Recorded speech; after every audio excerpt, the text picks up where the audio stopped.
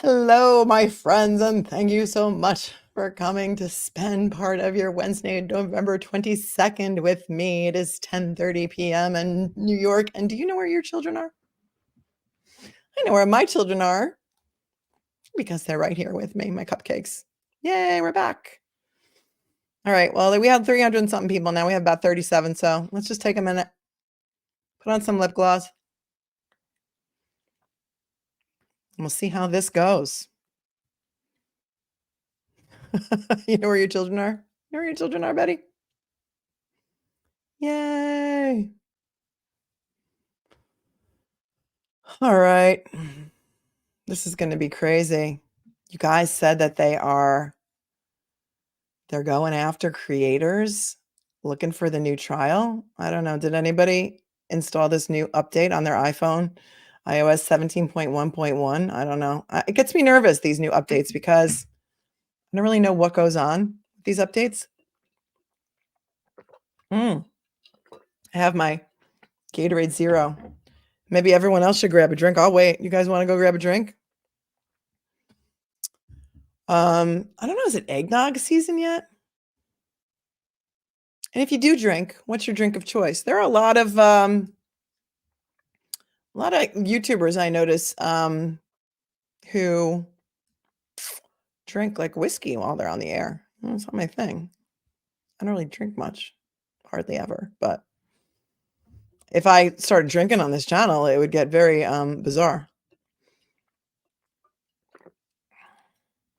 Very bizarre. Darlene's got her Gatorade Zero, nice and cold. I might, I just want to say that during the lockdowns, there was a Gatorade shortage.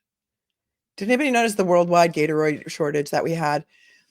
And I love Gatorade Zero, and I love the best flavor, in my opinion, of Gatorade Zero is the green flavor. It's cucumber lime. Very hard to find. When I was in California for the summer, it was out there. I found it. It was easy to find. Here in New York, it's hard to find. And Gatorades during the lockdowns were like $1 each. You get 10 for 10 for the big ones, and they were bigger. Now they're up to like $3, and they made them smaller.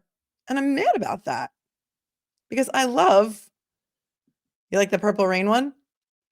My kids are like, the purple Gatorade tastes like watered down bank lollipops. I think that's a great analogy because, yeah, it kind of does. Yes. Yes, mujer barroca, cucumber lime. I love it too. I love it.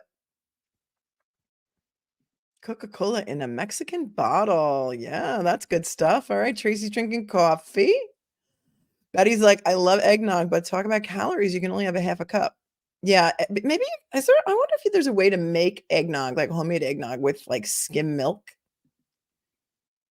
Irene, I didn't notice the Gatorade shortage, but my plain LaCroix hard to get during the Pan Dulce. Yeah.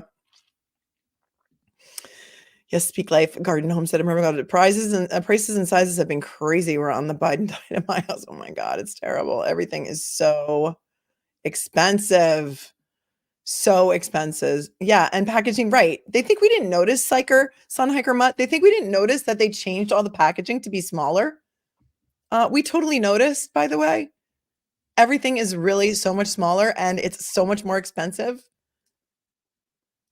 Oh, are you kind of starving some days? Back to the Kraft macaroni and cheese. It's still $1 a box. Ice water. You can make your own eggnog, vanilla ice cream blended with eggnog, a dash of rum, optional. Wendy likes green tea. I love matcha. I like iced matcha.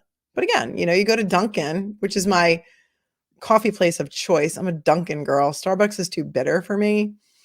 But I do like their matcha frappuccino. If you get it with non-fat milk, it's not that bad. But like even at Dunkin', like it's getting crazy. It's like $6 for a nice matcha or $7. And you have to get it with light ice too. Otherwise it's full of ice and you get really literally like 2 sips of iced chai or whatever you're drinking for your $7.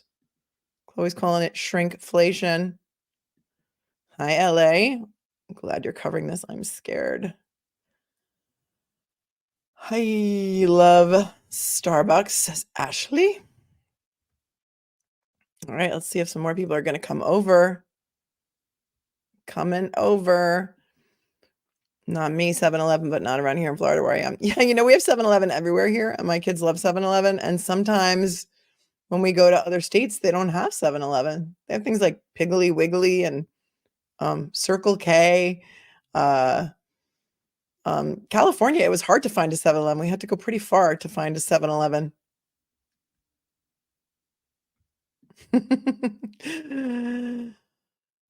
Okay, Neve. Is it Neve? Nevea? I just want to say that Mr. Shapiro's obsession and his emotion with Juror 1 and his wife, Mrs. Juror 2, Mrs. Juror number 2, living together in the same house and being married is just weird. What? Okay, I haven't even read this yet. I'm going to read this with you guys cold. I'm going to read it with you cold. Sunset Gazing says, hi all, happy Thanksgiving. Happy Thanksgiving, Deborah. Kroger has a leg, low-fat eggnog is decent. It's made with high fructose corn syrup. Okay, Tito's cranberry and a splash of squirt, says Ruth. Green Mountain Coffee, says Roseanne.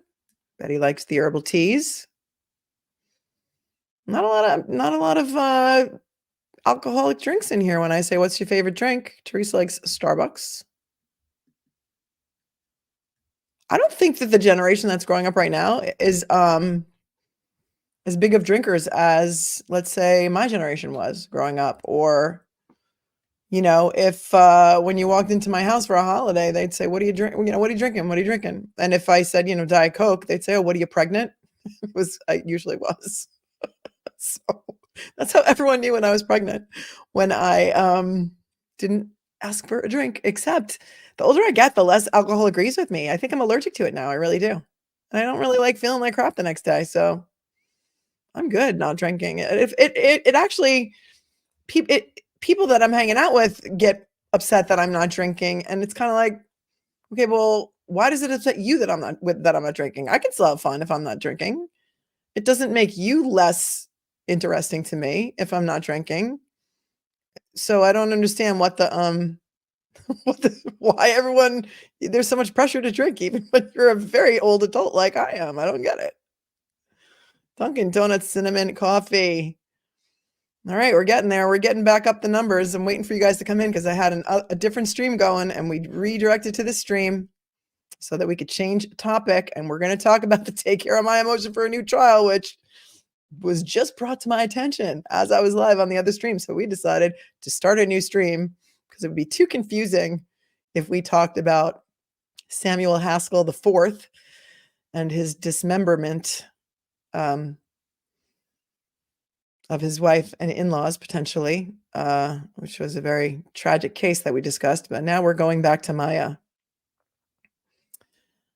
Darlene, I don't drink, never was, and I'm 54. All right, good on you, girl. You probably have great skin too. It's not good for your skin. It's very dehydrating, all that drinking. It's not good. My sister was always pregnant. Hey, TJ, numbers are climbing fast. Everybody had to take a little break. But I'm here to entertain you. Wait, didn't I end the other stream? The other stream was supposed to have ended. Is it still running? What? No. No. Oh, you mean this subject? No, don't talk about other streams. Stay with me. Stay with me. Oh no, they want me to enter my password so that they can update me later. Thank you to Duty Ron for doing that redirect.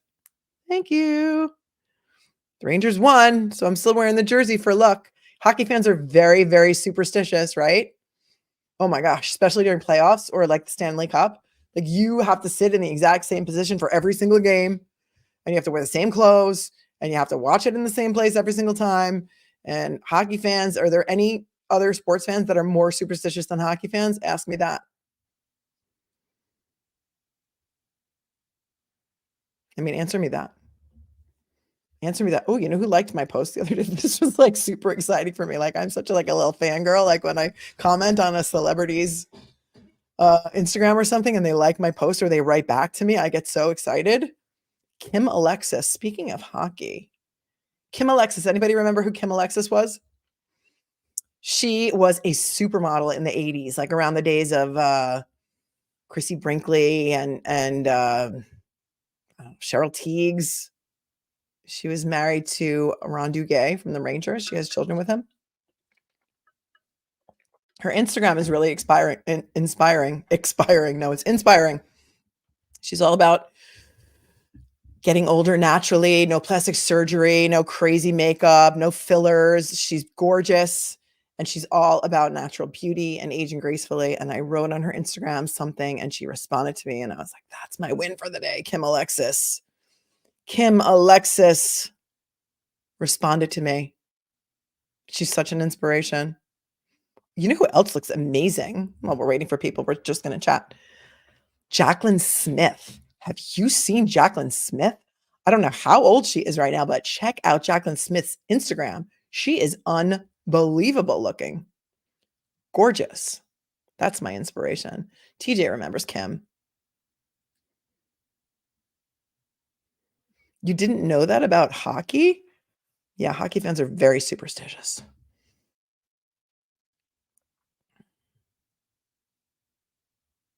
Very superstition. Really? Really, Jade? Is she really 80? Oh, I mean, all right. I mean, since we're here and we're waiting for people and we're almost back to our numbers, let's just, I mean, I have to show you a picture of Jaclyn Smith.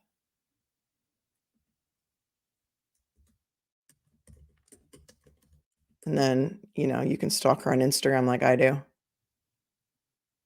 She's unbelievable. How is it that these women, they just don't age? It's like insanity to me. And inspiring at the same time. Insanity and inspiring. I mean, if somebody could Google her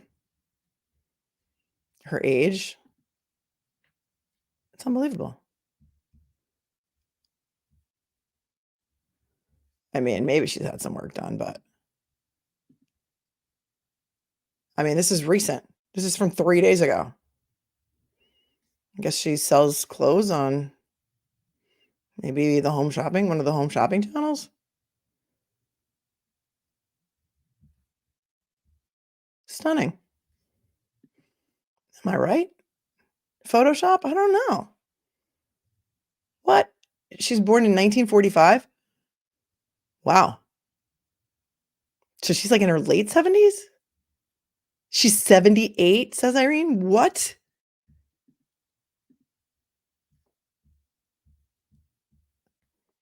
Wow. Yeah, I guess she has a line of clothes on HSN that she sells. That's crazy, you guys. That is crazy. There she is, real Jaclyn Smith.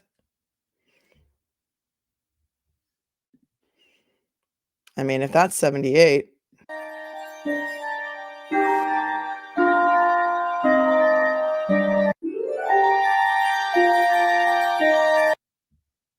That's insanity. Wow.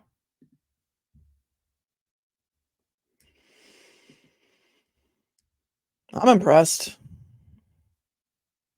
Oh, and there's her birthday. So did she just turn a week ago? 78 years old? I don't know what she's doing, but I want some of that. That's crazy. CGI. I don't know. I don't know. I'm just saying, I spent hours online watching this trial. Guilty. What? Which trial? Maya's trial? Well, it's not guilty. It's not guilty or innocent because it's a civil case, but negligent. Negligent. Libel. Libel. All right. We're getting there.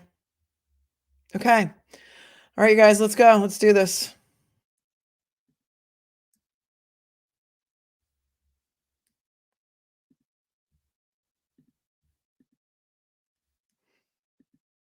I am looking at this with you for the first time. It feels like the first time. There's a song in there somewhere.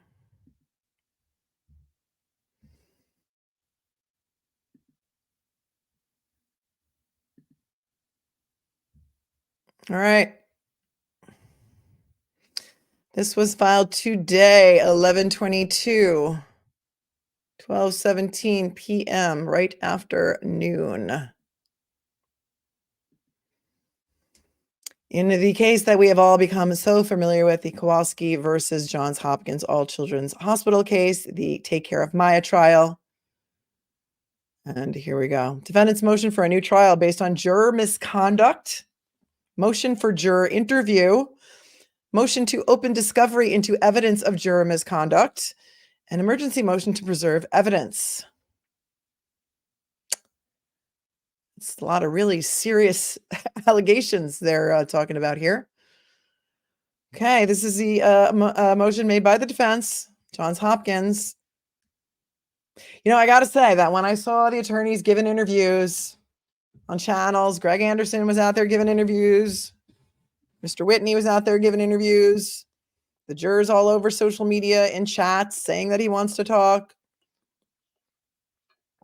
I'm saying to myself, this case isn't quite over yet. Everyone's talking like it's over.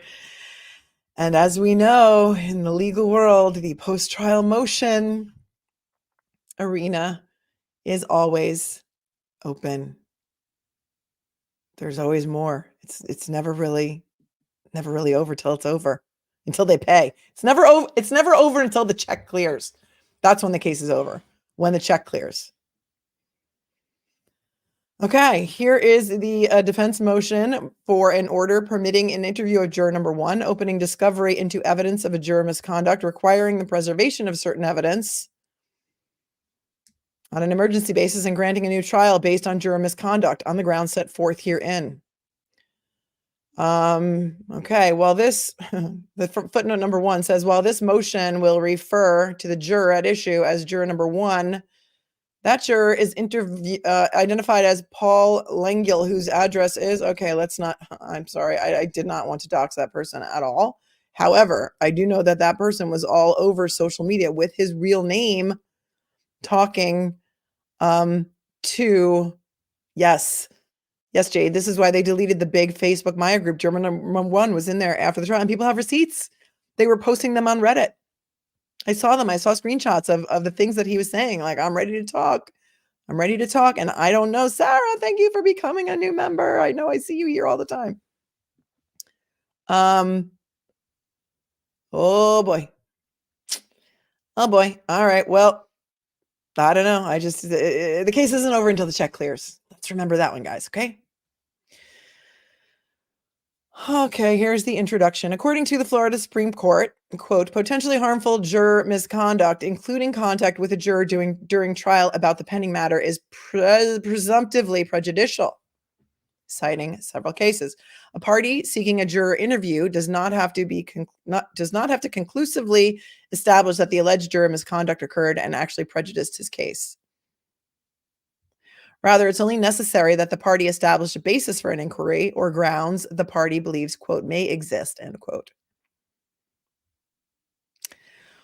Id, just in case you don't know what id means, id refers back to the case that was cited immediately previous to this quotation. So when they say id here, they are referring to the case that they just cited here, Snook v. Firestone.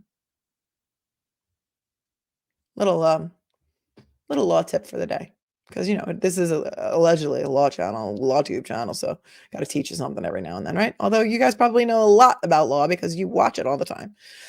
Quote, once improper contact or juror misconduct is established by juror interview, the moving party is entitled to a new trial unless the opposing party can demonstrate that there is no reasonable possibility that the juror misconduct affected the verdict.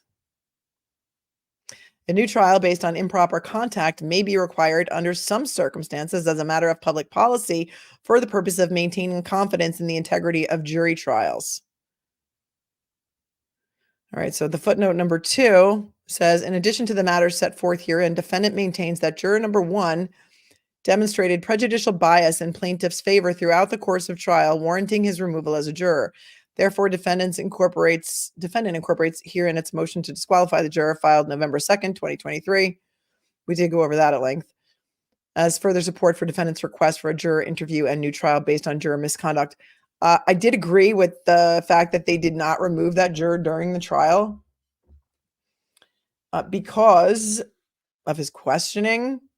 I also disagreed that the jurors should be able to be identified by which questions they were asking. But hey, it's not my rules. They don't allow jurors to ask questions in New York. The whole thing creates a mishegas, in my opinion, but here we are. This motion sets forth a reasonable basis for a belief that juror number 1, the foreperson, so we were right, he did become the foreperson. We said that during the trial. Engaged in presumptively prejudicial misconduct during the course of the trial by deliberately disregarding the court's specific instructions. 1, not to discuss the case with anyone during the trial. 2, not to consider any evidence or information outside of what was presented during the trial. And 3, to not form or express any opinion about the case prior to deliberations. All right, so they're going to have to show that he did discuss the case with some people during the trial, that he did consider information outside. Are they going to say that he was watching LawTube when he got home? Is that what they're going to say? Some of you guys have already read this, so this is not a surprise to you. All right, I guess you want to probably read this, so I should be smaller, but I should be not there. I'll go back over here. Oh boy. This motion is supported by the sworn affidavit of Ethan Shapiro, Esquire, Exhibit A. The affidavit and evidence attaches as Exhibit B, discovered by defense counsel after the verdict, reveals potentially harmful and therefore presumptively prejudicial juror misconduct arising out of improper communications and contacts between juror number 1 and his wife, who resided in the same household during the course of the 9-week trial. The evidence reveals a shocking level of involvement in the case and palpable bias in favor of plaintiffs on the part of juror number 1's wife, as well as on social media posts sharing inside information the wife could only have obtained from her husband. Why do people feel the need to do this on social media if it's true? Why?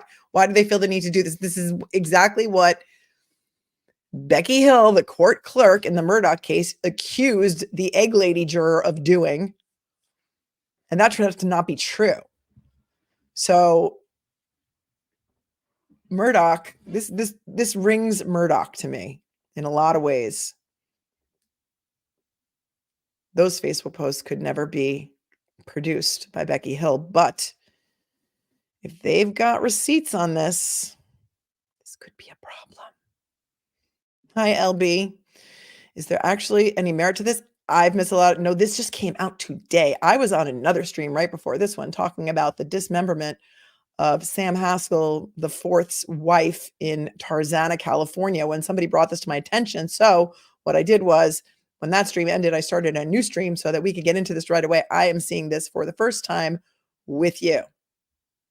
Dominique, couldn't she have been watching the trial? Yes. I mean, it was broadcast. This is a lot of...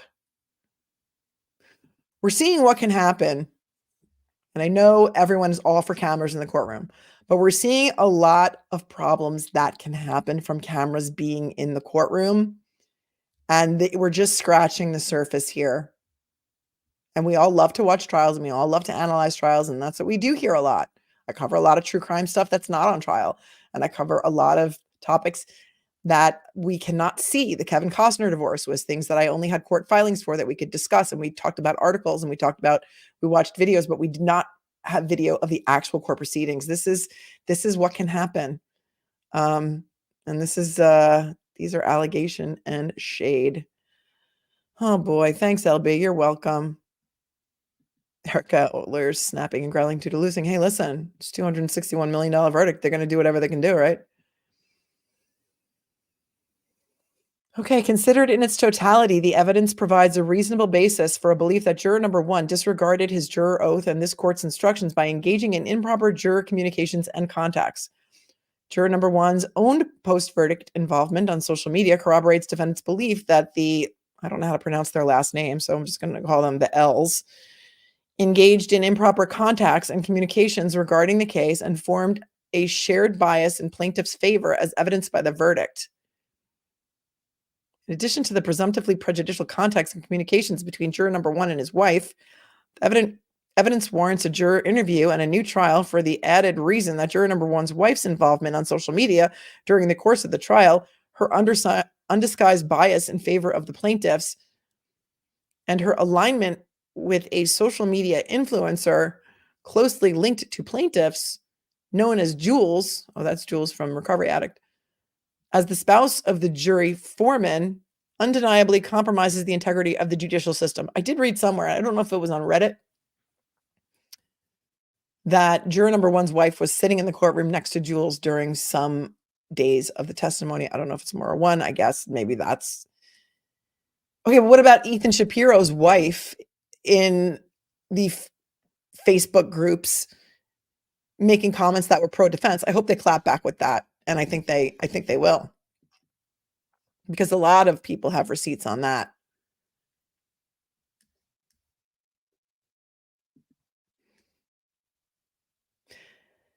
And then that's a footnote. Defendant notes that it has received unsolicited messages from social media sources expressing outrage over this show of misconduct and its obvious impact on the verdict, revealing that the social media posts have indeed impacted the credibility of the verdict and the judicial system as a whole. We're going to have to look at the exhibits to see what they are. Defendant therefore moves for an order permitting an interview of juror number one and his wife, Yolanda, to establish the presumptively prejudicial contacts and communications described herein as grounds for defendant's entitlement to a new trial.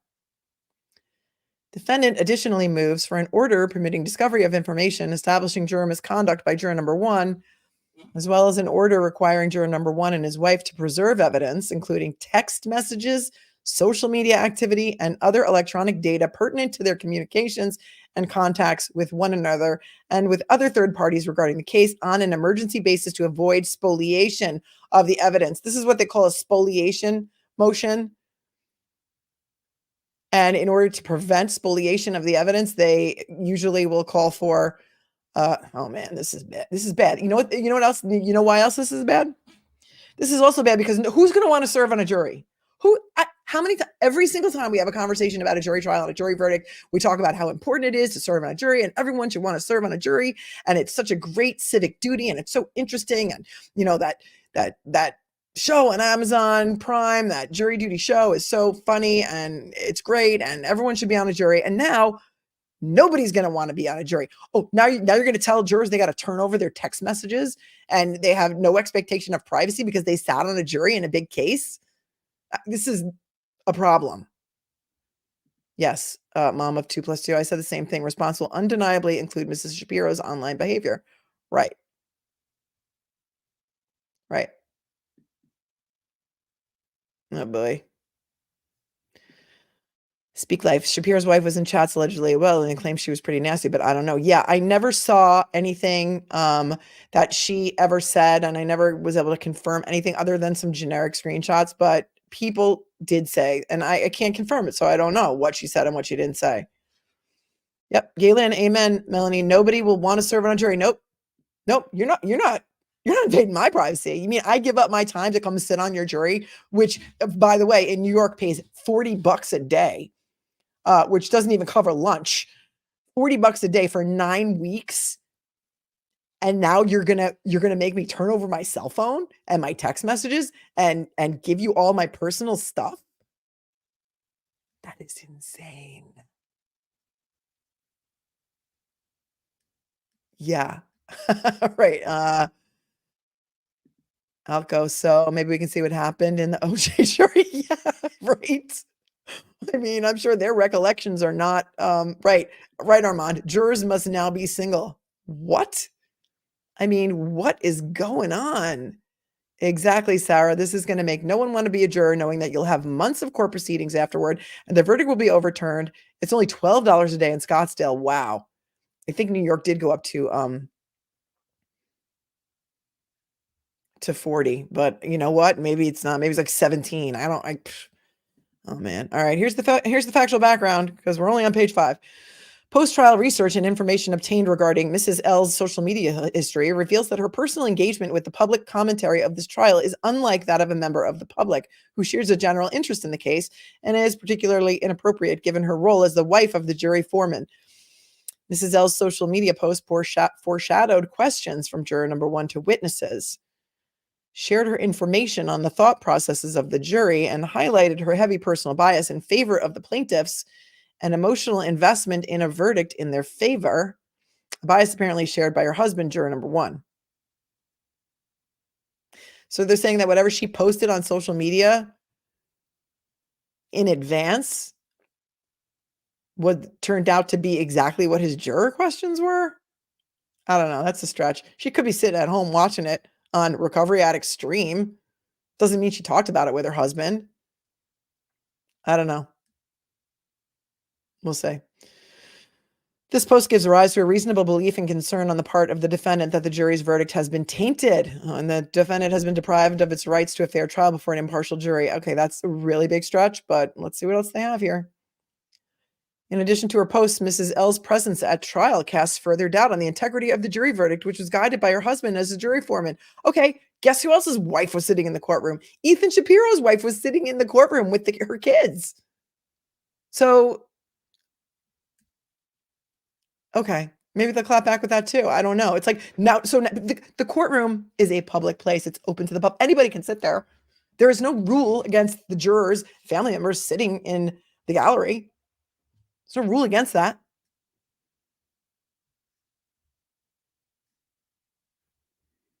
On October 30th, Mrs. L physically attended the trial proceedings in this case, where her husband was impaneled as juror number 1. Juror number 1 said nothing of her presence. I don't know. Is he under an obligation to notify the court that his wife is sitting in the gallery? I don't know. I don't think he is.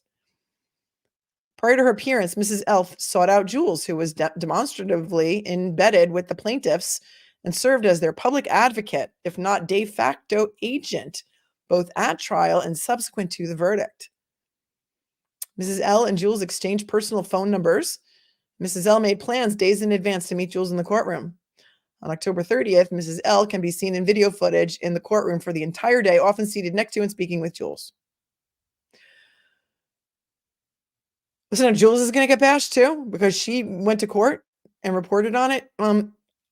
As far as I know, that's illegal. It's called freedom of speech.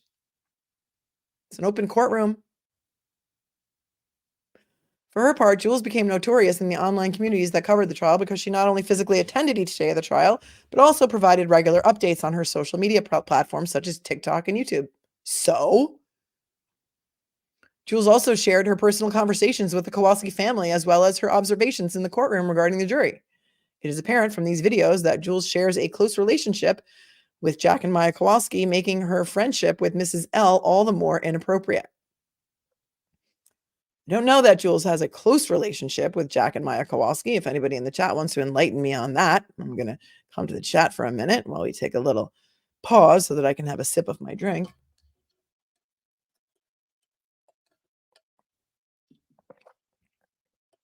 Christina, she doesn't even have a YouTube. No, just a TikTok.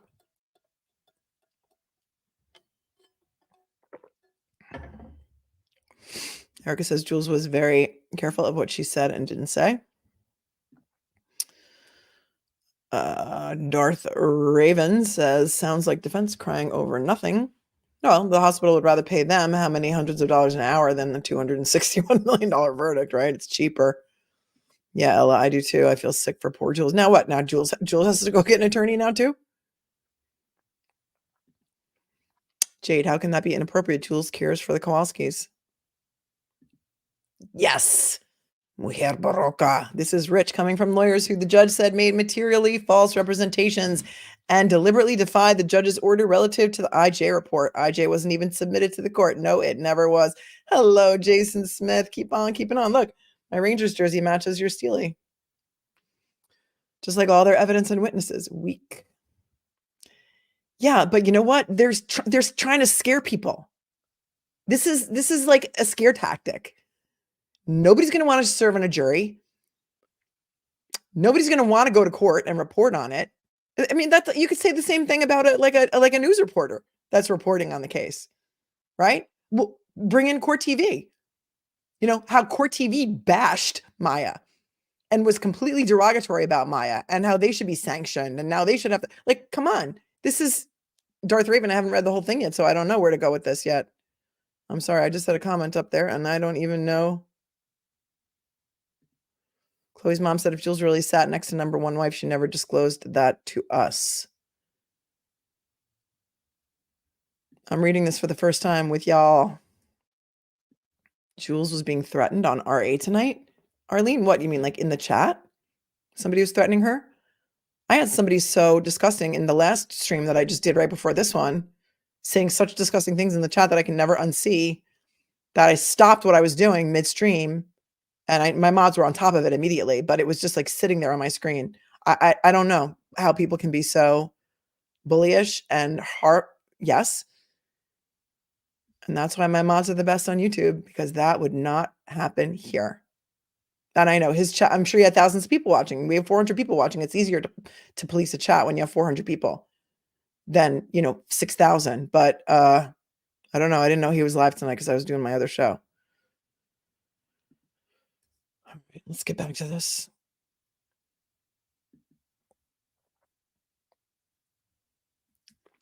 For example, on October 9th, Jules posted a video on her TikTok page stating that she gave Maya Kowalski her rosary beads prior to Maya's live testimony that day. Okay. On October 11th, wait, there's a footnote number 4. Hold on. Oh, then they even include the link to her TikTok. On October 11th, Jules called into the Recovery Addict YouTube live stream covering the trial, stating that she texted with Maya over the weekend, and that after giving her the rosary beads, she texted with Maya over the weekend. Did she say that on Recovery Addict's stream? I know that some of you will know that. And after giving her the rosary beads, asked plaintiff's counsel to not object to the jury's questions regarding whether Maya carried a rosary because she knew Maya had the rosary beads in her pocket. Hold on, I got to read that again. October 11th, Jules called into Recovery Addict and said that she texted with Maya over the weekend, and after giving her the rosary beads, asked plaintiff's counsel to not object to the jury's questions regarding whether Maya carried a rosary because she knew Maya had the rosary beads in her pocket. That Jules asked the plaintiff's counsel to not object? I don't know that she was speaking to the plaintiff's counsel, was she? And then that's number 5, Recovery Addict YouTube it gives the exact timestamp of the stream, so we can go look for that. Leave that up there in case you want to look for that later. Don't go now, go later. He has thousands of people watching him. There's only 400 of us here tonight on the night before Thanksgiving. Oh boy. Jules even publicly shared photos of herself with plaintiff's experts and members of plaintiff's trial team, and even appeared center stage in a photograph with the plaintiffs and their counsel after the verdict was read. Big whoop. In light of Jules' intimate relationship with and bias in favor of plaintiffs, the development of an alignment, if not friendship, between Jules and juror number 1's wife is alarming. Defendant was entitled to a trial before a fair and impartial jury. The fact that the jury foreman's wife, with whom he resided during the course of the 9-week trial, well, guess what? This is also what happens when you don't sequester a jury. Okay? If sequester the jury then. 9 weeks. The trial was 9 weeks long. Put the jury in a hotel. You take away their cell phones. They can't take away their televisions. You throw them a stack of Uno cards, and you tell them, here's how you entertain yourselves. You can't watch TV. You can't watch YouTube. You can't talk to your wife. You can't live with your wife.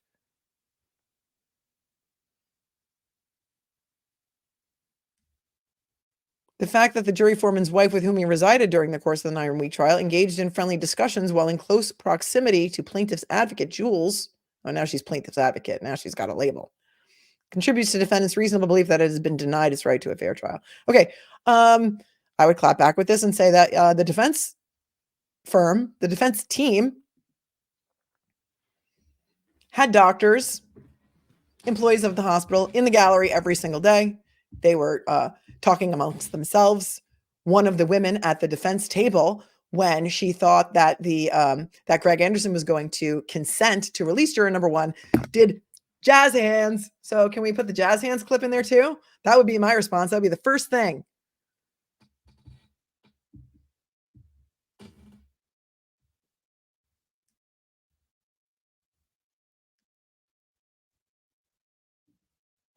It's crazy. But the jazz hands has to come in, right? Delta Jackson. It's as if they're saying Mrs. Juror number 1 cannot have a thought for herself. She had to have gotten her information from her husband. The audacity of her living with her husband. Rolls eyes. Yeah, Amber, kind of like Chanley from Court TV.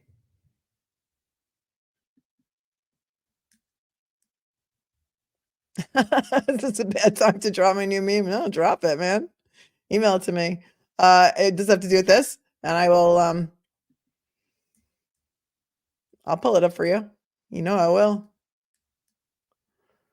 All right, but let's keep reading because we're only on page. Oh, wait.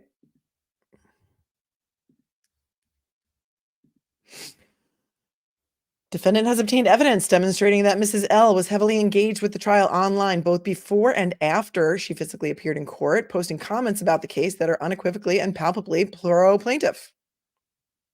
Operating under the YouTube name Hippo Lover, Mrs. L began posting information, insights, and opinions about the case as early as October 13th during live stream coverage of the trial on the Law and Lumber, Recovery Addict, and Lawyer You Know YouTube channels, and has followed numerous journalists and vloggers covering this trial, including the producer of the Netflix documentary Take Care of Maya and plaintiff's trial technology consultant. On a near daily basis, Mrs. L spent hours online engaged in commentary about the trial proceeding, both in real time and after the trial day had ended and the jury was sent home, including her husband, juror number 1, with whom she resided.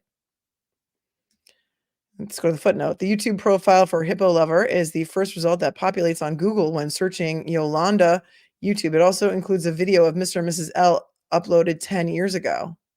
Okay, so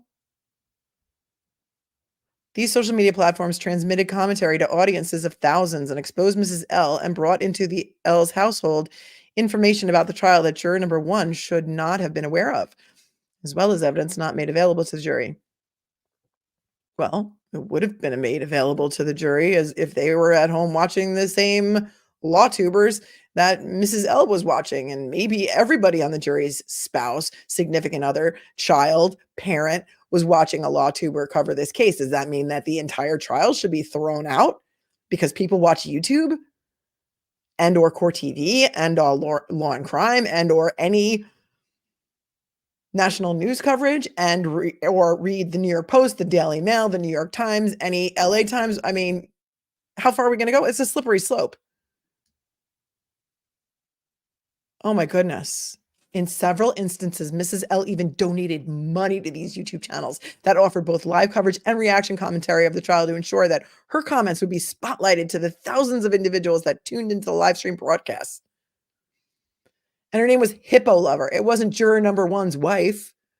So does that mean that, oh my God, this is so like, it strains credulity. No, it does strain credulity to really, this motion is what is straining me right now and giving me a headache because everyone's being doxxed. They know this is public record.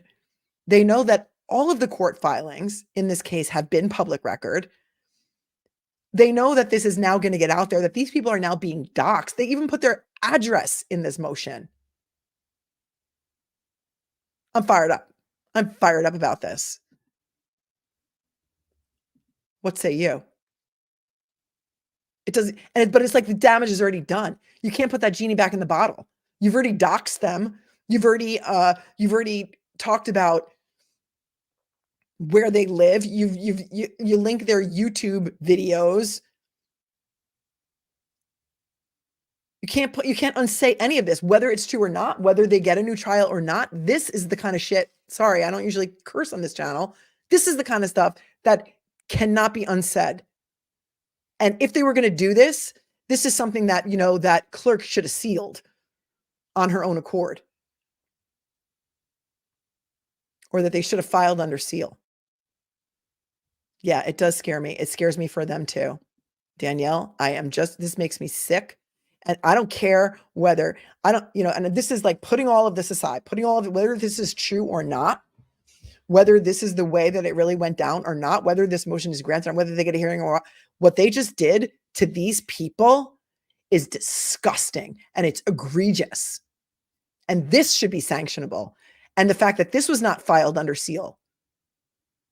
Is it this same trial that we were covering that they filed some stuff under seal, and then the clerk said, I'm not going to seal it, but in 10 days, I'm going to unseal it if you don't get a motion. Was that the Maya trial? The Maya trial. The Maya trial. I think it was. Because this is really the only ongoing trial that I've been covering, aside from a lot of other cases that are not on trial. So, wow.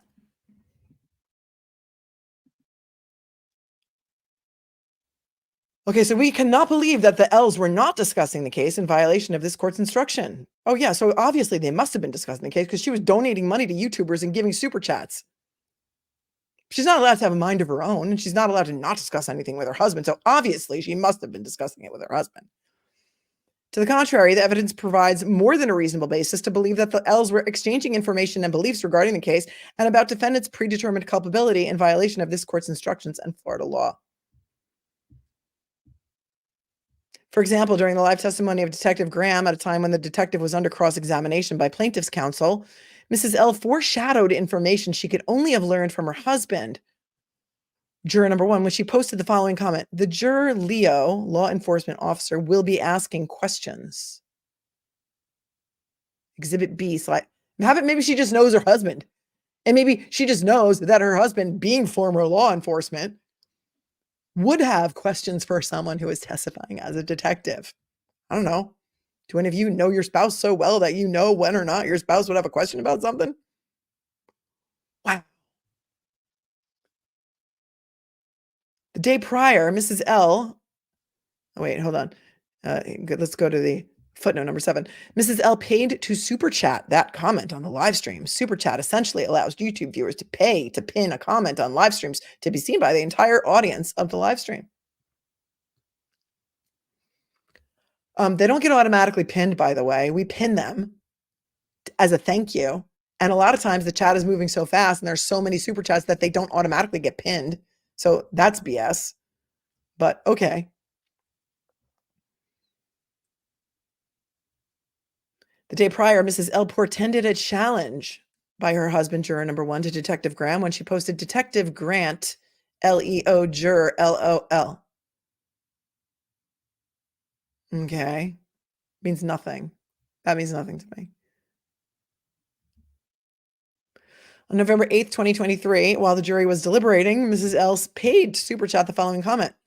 I think the note yesterday was frustrated jury that cannot reach money agreement and it will take days. Mrs. L was apparently interpreting the juror's thoughts in relation to juror number 1's question the day prior regarding a request for a report by plaintiff's economist expert, Christy Kirby. And she was right. Her comment contained inside information that she could have only obtained from her husband, juror number 1. I'll tell you what, we all said the same thing, and we don't have a husband who was on the jury, right? Didn't we all say the same thing? Exactly, Bree. That's what we were all thinking. Oh, Ruby says the same thing. I'm not married to him, but I portended it too. Yes, of course we did.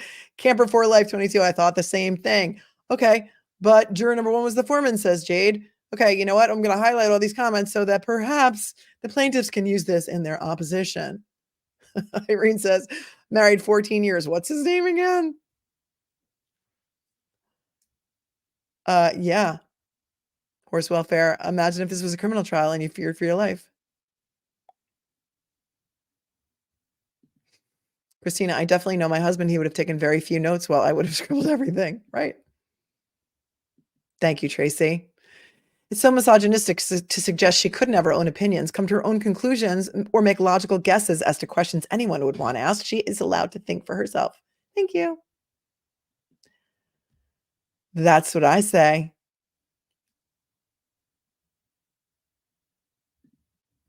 On October 31st, the day after the testimony of Kathy Beatty, Mrs. L commented the jury, did not like Kathy Beatty or any of the witnesses defendant presented at trial the day prior.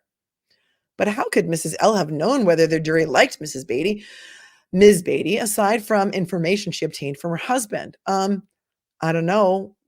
Did we all surmise the same thing, you guys? Didn't we all surmise the same thing? Pretty sure we did.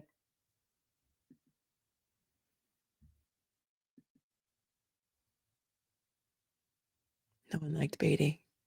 We were all portending the heck out of this case. That is a $10 word, portend, right? The jury asked the questions we all wanted to ask ourselves. Chaos Theory says, I also did not like Beatty. Amber says, because the world hated Miss Beatty. Christina says, we all hated her. Not a stretch to think the jury did too.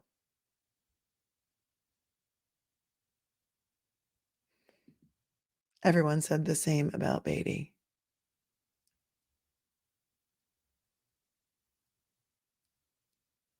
Golly McBee. I feel like I watched every chat possible and I did not know this woman existed.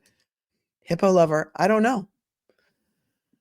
Miss Leah says, I'm a therapist and I do not discuss confidential info with family. It is possible to do. Yes, it is possible to do. It is. And being law enforcement, I'm going to say that I'm going to just toss it out there that perhaps he actually does have ethics and integrity. Right. Ethics and integrity, says Future. And perhaps he actually took his oath as a juror seriously. And perhaps he did not discuss anything with her. And the fact that she has her own mind and her own life and that she watches YouTube should not be the reason to overturn a verdict.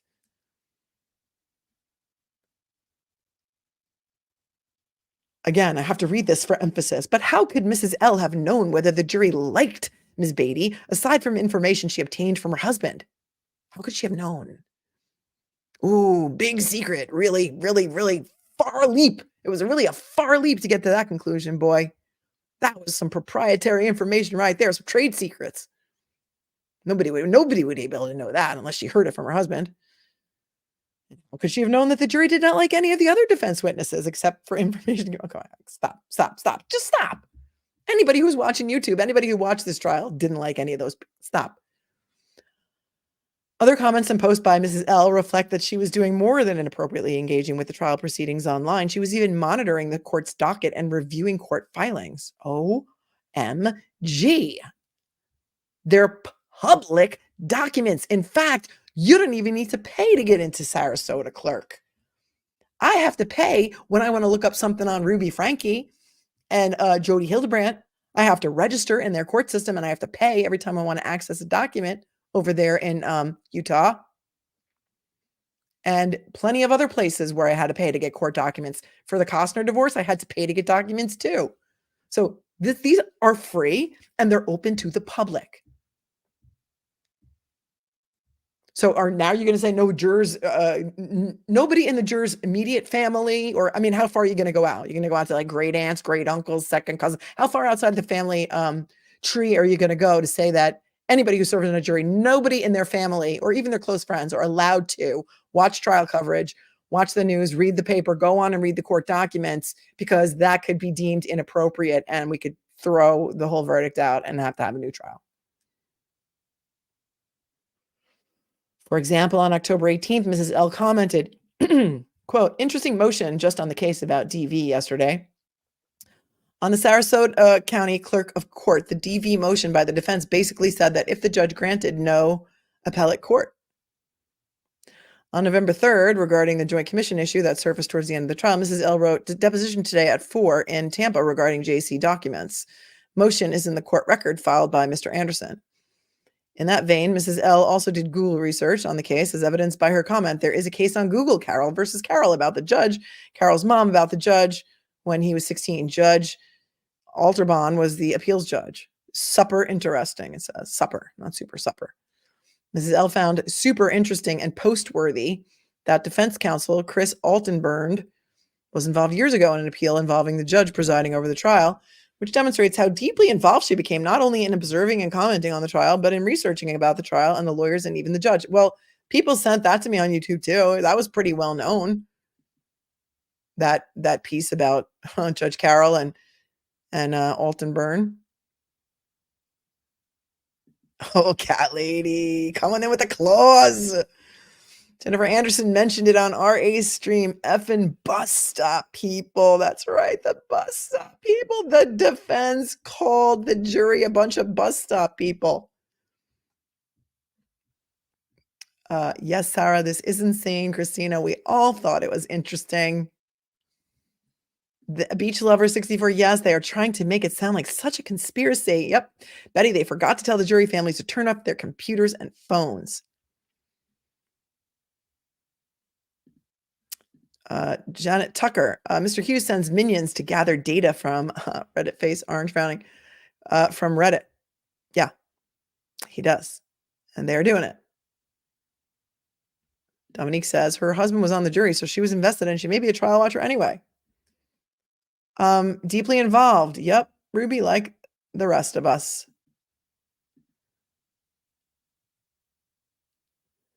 Janelle, I'm such a stickler for spelling too. I notice every typo, every grammatical error.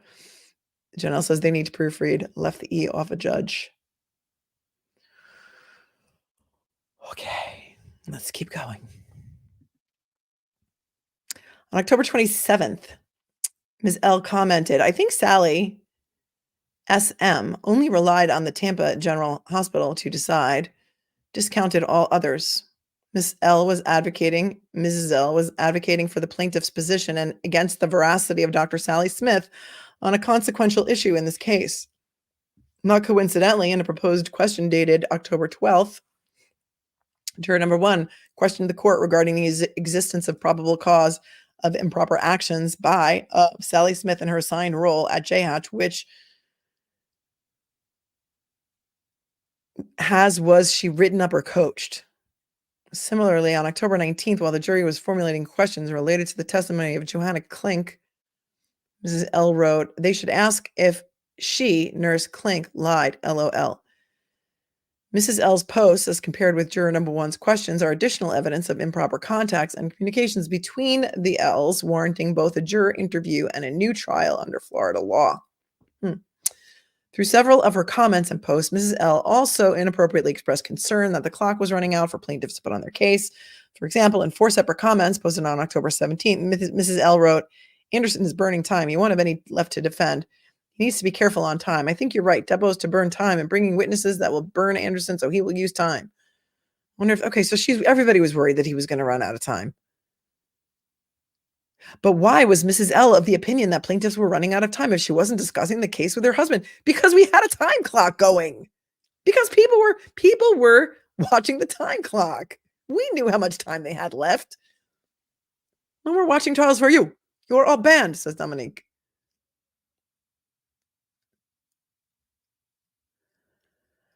Oh boy.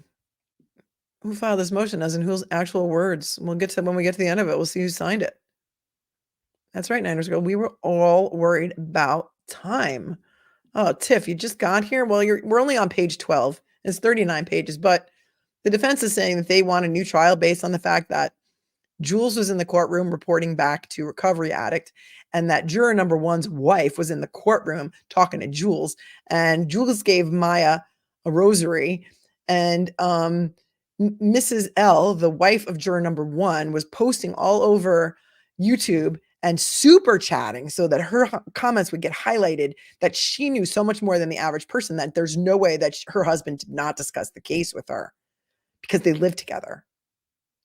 And because she doesn't have a mind of her own and she wasn't watching the same trial that we were watching, and nobody said she wasn't allowed to watch the trial. So WTF, I say, WTF. But why was Mrs. L of the opinion that plaintiffs were running out of time if she wasn't discussing the case with her husband? And who was she referring to when she said, I think you are right? Her bias in favor of plaintiffs and she's not on the jury. Who cares about her bias? Who cares about her bias? Nobody cares. Her bias in favor of plaintiffs and the depth of her knowledge regarding the case in her role as the jury foreperson's wife with whom she was living during the 9-week trial, because they didn't sequester the jury, is undeniable and palpable. Guys, it's palpable. I could feel it. That's how palpable it is, and creates more than a reasonable basis to believe what defendants suspected when they first filed their motion to disqualify, that juror number 1 shared that same bias.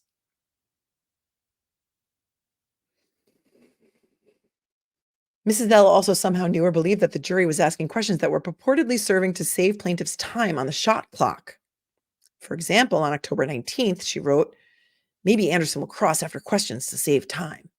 On October 19th, Mrs. L posted, so proud of Anderson. He was like a cat, no questions after, just to pounce after the jury questions. Kudos.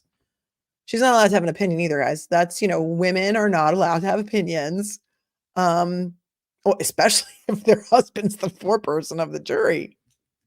On October 20th, Mrs. L paid to super chat the following comment. If plaintiff runs out of time, can the depositions be played since part goes to plaintiff's time? On October 25th, she commented, yes, more hours for plaintiff. In response to continued questions from jurors, on October 19th, she commented, jury, love it. They spent a lot of time surveilling Mrs. L.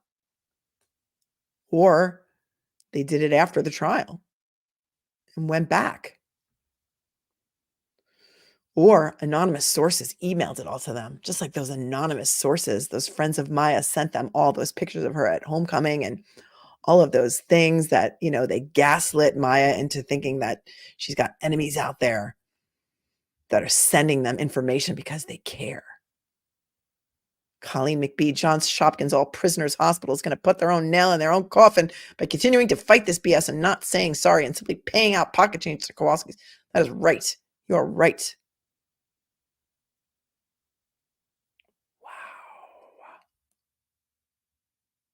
Wow. Future says, and you're right. Just to be safe, we should all probably stop watching in case we know anyone who will ever be on a jury anywhere.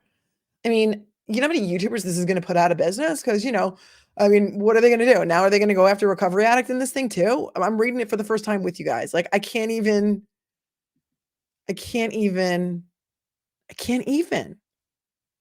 Christina B. There's a lot of Christinas tonight. If my husband was a juror, I would so watch the trial, probably would not go to the courthouse live, but definitely would be watching every moment, and we would never talk about it until it's all over. Yeah, that is possible, right? That is totally, totally possible. Wow. Spies. Yeah, the spies are everywhere.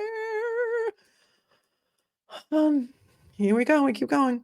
Even if evidence of a shared alignment between juror number one and his wife as the desired outcome of the trial were not so compelling, and it is, defendant would still satisfy the standard for a juror interview. Specifically, the entire internet community, the entire YouTube community. Is YouTube the entire internet? Because if YouTube is the entire internet, and I am here, and there are, how many of you are watching right now?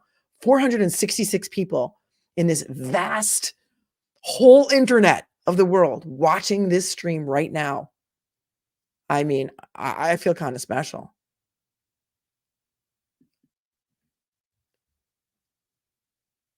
The entire internet community was made aware of the heavy bias in plaintiff's favor on the part of the juror's wife, plainly compromising the integrity of the jury process. I don't know.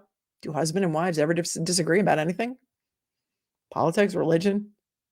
I know a lot of married couples who live together who disagree on just about everything. So, I don't know. Proves nothing. As will be shown, even an appearance of impropriety warrants a new trial as a matter of public policy under Florida law. An appearance of impropriety. As his wife and household companion, again, she's just his household companion. She is his household companion. She is there to do the householderly duties, and that's what she is, a household companion. It's a little patronizing. Just my opinion. Don't come for me. Come for me in the comments. You know what? Come for me in the comments. I didn't even get to tag the merch on this stream because we did it so quickly. We just jumped over from one stream to the other. But I have merch that says that. Come for me in the comments. I welcome it respectfully, because I do like respectful debate. But you don't have to be mean, and you don't have to be nasty to me, my viewers, my mods, or each other, because we won't tolerate that. Oh, the household companion. During the course of the 9-week trial, Mrs. L was serving as juror number one's agent to the internet world. She was his agent to the whole internet world. Mrs. L has compromised the public confidence in the integrity of the jury system through her biased posts. Nobody knew who she was. Nobody knew who this woman was. She was hippo lover. That's it. That's all she was. Are you kidding me with this? Her improper emotional investment in a verdict in the plaintiff's favor. Improper emotional investment in a verdict in plaintiff's favor. I guess I also had an improper emotional investment in a verdict in this case too, because I was just as horrified as all of you were. However many tens of thousands of people watched my coverage during this stream were also emotionally invested in this trial. So many of my viewers suffer with CRPS, and not just CRPS, but also other chronic pain disorders that are difficult to diagnose, that they have been told it's all in your head, you don't really have any pain, they've been medically gaslit, and a lot of people had an emotional investment in this case. Not just the household companion of juror number 1.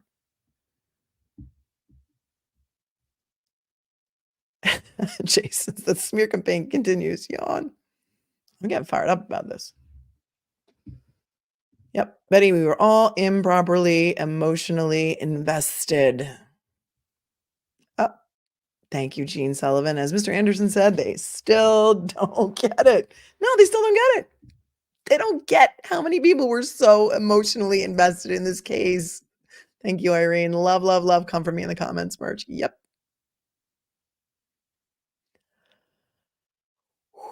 Christina B, I was in so many chats and streams. I don't remember that name at all. You definitely remember the ones that stream and chat up. Yep. She may be found guilty of loving hippos, not a crime. I'm spitting. I'm getting so excited about this. Uh-huh. Sarah Gray. I was so emotional. Everyone was so emotionally invested in this case. I cried so many times throughout this trial. Miranda Lee chat. We are content for the defense. Yippee. I mean, recovery addict, you should just be proud that you were like such a big part of this trial now, because your channel's going to blow up. It's going to be amazing for you.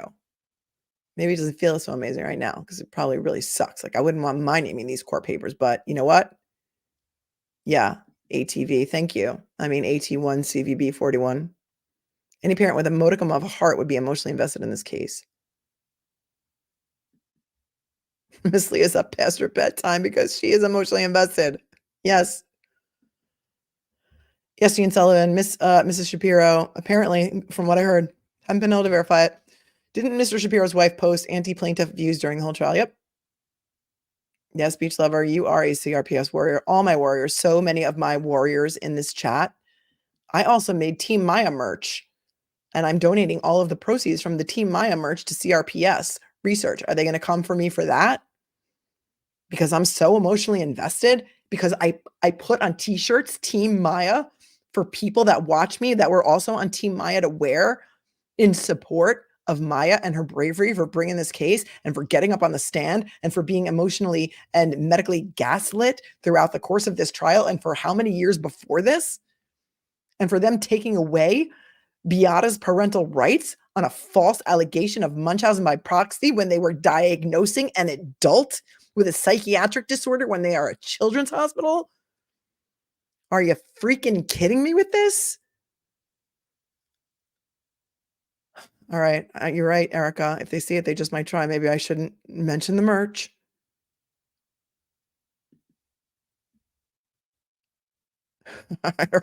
Maybe next. Come for me. Come for me.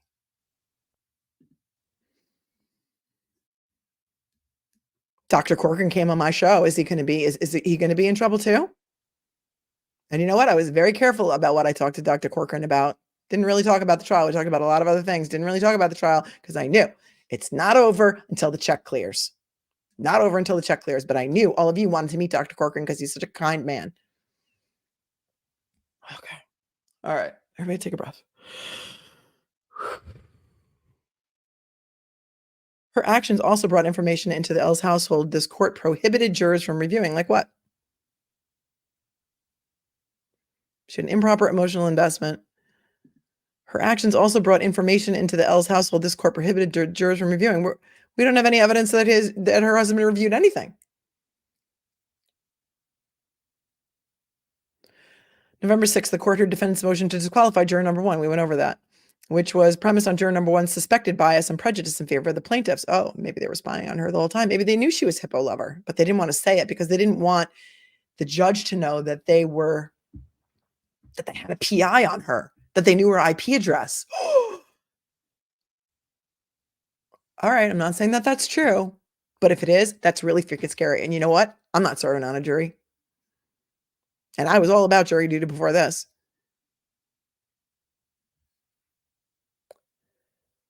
Plaintiff's counsel, Mr. Anderson, changed his position several times throughout the course of oral argument on defendant's motion. Okay.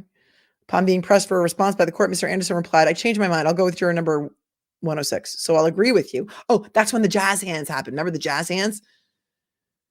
Upon being pressed for a response by the court, Mr. Anderson replied, I changed my mind. I'll go with juror number 106. So I'll agree with you. Then the court pressed again, and Mr. Anderson responded, I think I'm going to go with that. Then, as the court was outlining the agreement of the parties and identifying which alternate would take juror number one's place, was that after the jazz hands or before?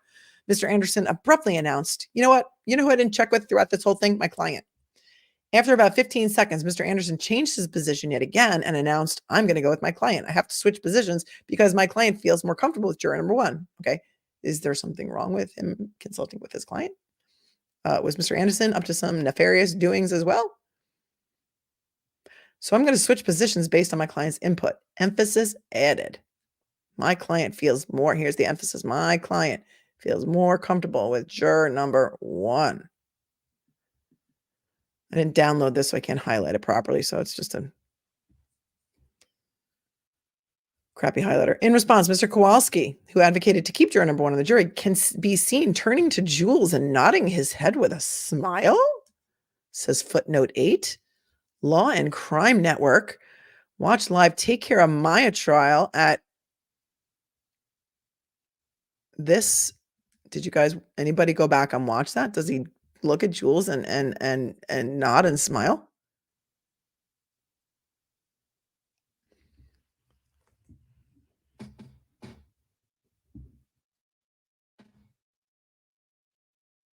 Huh. Oh, thank you. Thank you, Lori. You're wearing your Team Maya as we speak. What did you get? A t-shirt, a tank top, a hat? This whole thing is obnoxious. People will resist serving. Fear is the word of the year. Everything is based on causing fear in people so they can rule over us. Yes. Well, it's not even the word of the year. It's been going on for 3 years now, as far as I'm concerned. Fear, fear, fear. You got to stay in your house. Can't leave your house. I think back on that and I think, how did this happen? Like, I still can't even believe that happened. Oh, so you think it's total crap? You went back and you watched this? You clicked on this and you watched it, Colleen, and he didn't look at Jules and smile?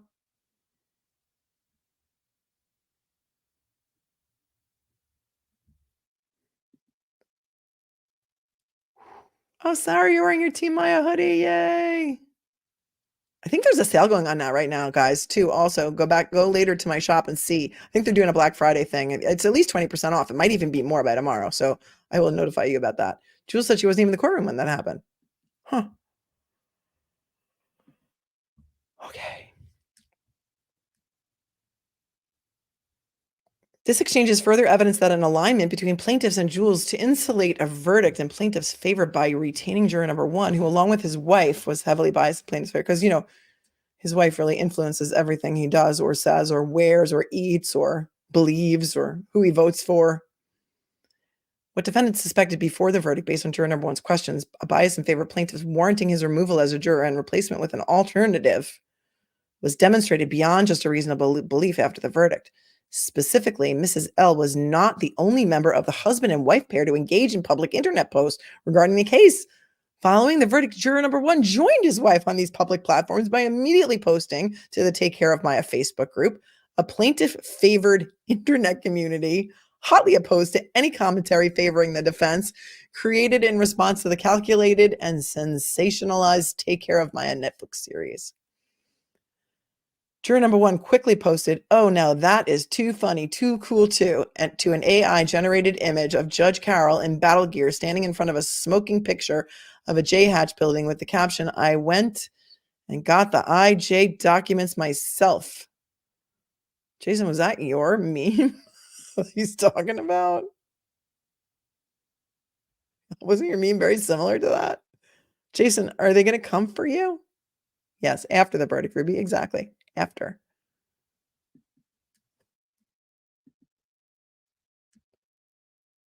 The impropriety of an image of the judge presiding over this highly publicized trial condemning the defense, coupled with the jury foreman's undisguised delight in the image, is additional evidence of juror impropriety and misconduct. No, it was after. It was after. Remember when the judge released them and they said you can talk to whoever you want, you can do whatever you want, you can watch whatever you want? Jury firm's undisguised delight in the image. That's additional evidence of juror impropriety and misconduct. It happened after the verdict. You have to show juror impropriety and misconduct during the trial. But let's just muddy the waters and just throw spaghetti at the wall and see if anything sticks. On November 10th, am I going to be in trouble for criticizing this motion now? No, I don't care. On October 10th, the day after the verdict was announced, Mrs. L posted a photo of juror number 1 on the Take Care of Maya Facebook group, thanking everyone who stuck up for juror number 1, presumably referring to the defendant's motion to disqualify juror number 1. That same day, juror number 1 posted the following comment in response. While the other jurors were escorted down to be transported, I was asked to remain by the SCSO lieutenant. Oh boy, I'm in trouble once again. But it was for just some security talk about that. Oops. Juror number 1's comment about being in trouble once again indicates that he knew prior to being released from the courthouse that defendant had moved to dismiss him as a juror, a fact he should not have known about if he was abiding by this court's explicit instruction to not discuss this case with anyone or do any research on the case. In trouble once again. I mean, he could have been in trouble for, coming back late from lunch one time. We can't expound on what he meant by that.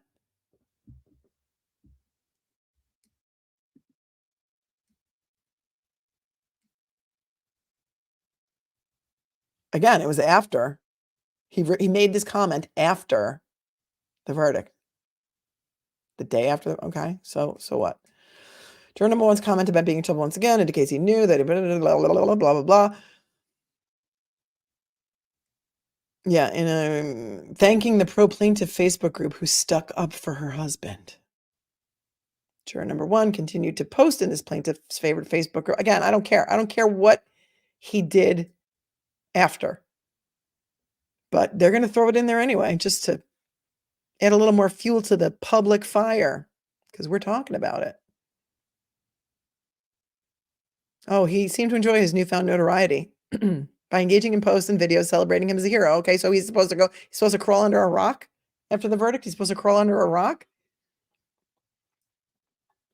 Why don't we just shut down Facebook altogether?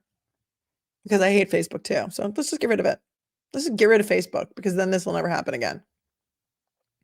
To date, juror number 1 continues to post about the case, even to the point of advising the internet community, the whole World Wide Web, regarding filings that will be made on Wednesday, November 22nd.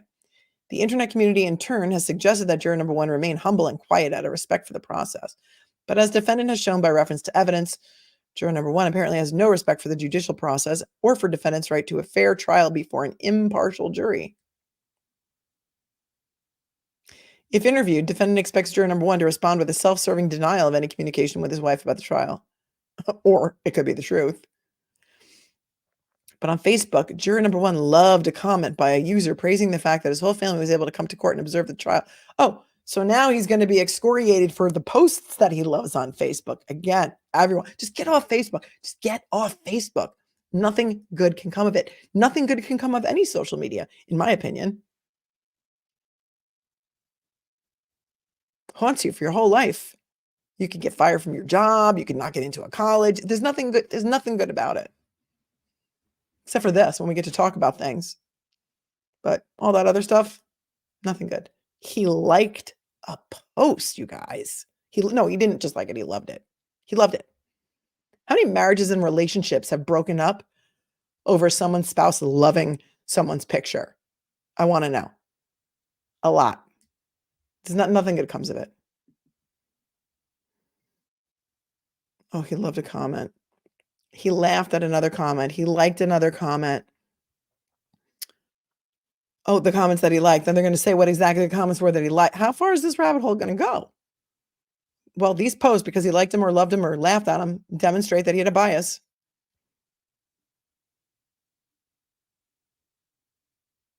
Why else would juror number 1 need to, quote, be careful if he had remained impartial throughout the trial? And why did these users worry about juror number 1 was being... I got news for you. Jurors don't leave their common sense at the door, okay? As they start to hear the evidence, they are going to form an opinion in their head. Every single person does. It's human nature. If I have any therapists in the chat, tell me, right? Human nature. Yes, Christina, he did this afterwards. He liked and he loved comments. Kirsten, hi Kirsten. My oldest daughter's constantly on Facebook, not good.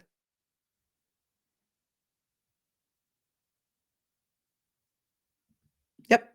Christina, I said the same thing, Murdoch jury, that's why, this filing, that's why. And we're going to see this in every case. This is going to open up the floodgates. Every defendant, and every time they get a verdict they don't like or a verdict that's too much that they don't want to pay, they're going to go and they're going to stalk everybody's social media. They're going to look at every comment you ever liked or loved, everything you've ever done, and it's all going to become fodder for the whole wide world internet to read about. And that's what's gross about this.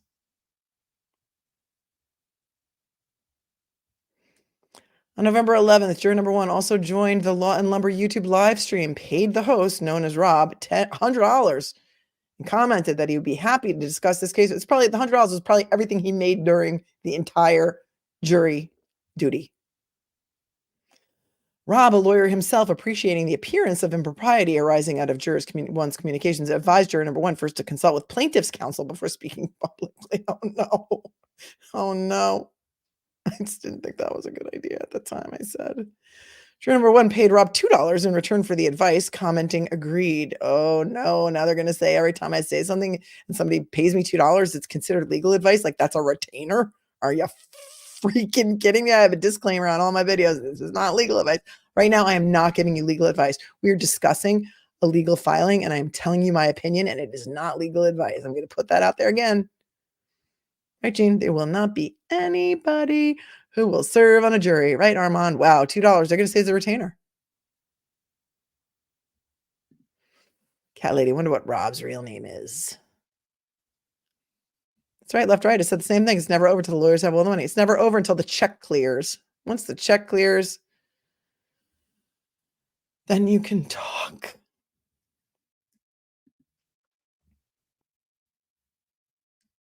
Juror number 1 later removed several of his comments from the Facebook group, evidence that he too realized the appearance of impropriety his actions were demonstrating to the internet community. How do they know that he removed them? How do they know the mods of the Facebook group didn't remove them? Are they surveilling him online? Do they have someone, private investigator, tracking his internet activity?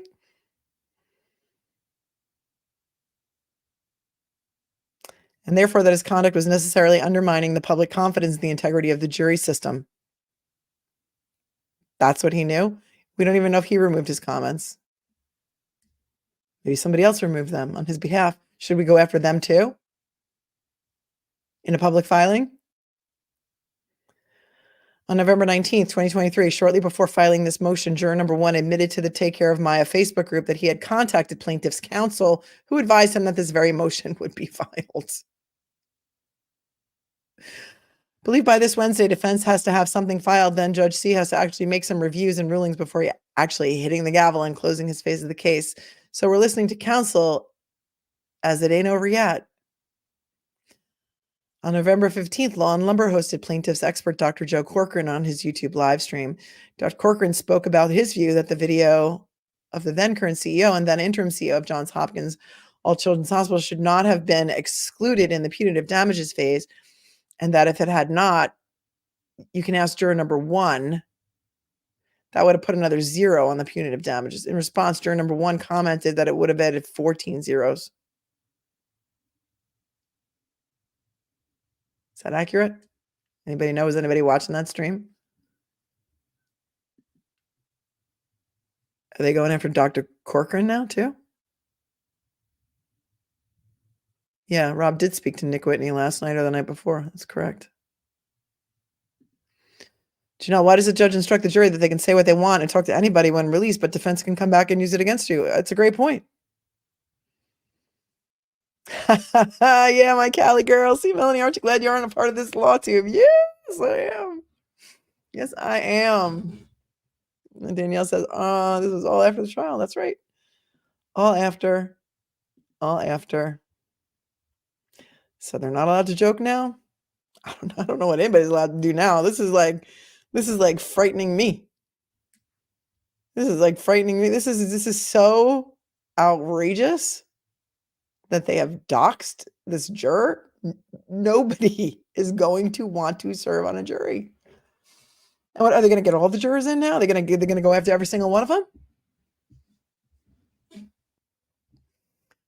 Oh, they have reason. Oh, they have a reasonable basis to believe, in addition to the improper context and communications, that juror number one also inappropriately conducted internet research regarding one or more issues of this case.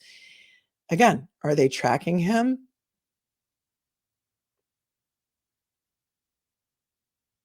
In violation of this court's order? Not okay. What is your good faith basis? What is your reasonable basis to believe that?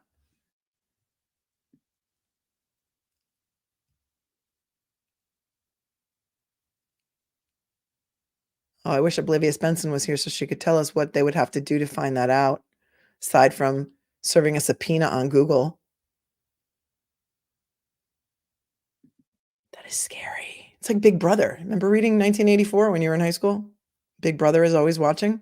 And we thought, oh, that's crazy. That's crazy. This book is crazy. That's never going to happen in real life. Just for the record, it was your meme, huh, Jason? I created that meme and it's not AI and I can prove it. Defamation of character. Hunter is writing, you know he's so honest and all, says Amber.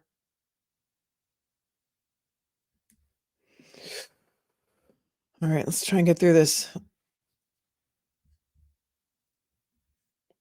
On October 9th, juror number one posed the following question to Maya Kowalski. When it comes to creature comforts, were you made to feel comfortable? Were you made to feel or just felt that you were in a hostile place? This phrase, creature comfort, was not used by any witness at trial, but it is used on Dr. Kirkpatrick's RSD Foundation website. No. Creature comfort was used by someone, wasn't it? Talk to me about creature comfort. I thought maybe one of the attorneys said creature comfort in a question. Jay Smith, when you get wound up, you probably judge Janine. I like Janine Pirro. I do. I think she's funny. She's got a far stronger New York accent than I do, I think. But I think I'll take that as a compliment because I like her. It was in a question. Thank you, Sarah. I thought so. I thought it was. So that's going to be debunked, I hope. I'll have to pull back the footage on that.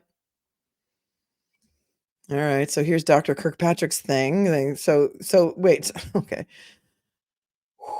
Okay, so Dr. Kirkpatrick also uses the phrase creature comforts when speaking to patients. So now they're saying that he must have Googled Dr. Kirkpatrick's RSD Foundation to find the term creature comforts because he used it in a question to the jury. Finally, it appears. Oh, this is wow! I'm getting a twitch now. It appears, based on a public search of the Sarasota County court docket, that Deborah Salisbury, she was the attorney that the Kowalskis used in the shelter proceedings, the juvenile court proceedings, was involved in Mrs. L's 2007 domestic relations proceeding, a fact never disclosed on juror number one's jury questionnaire during voir dire.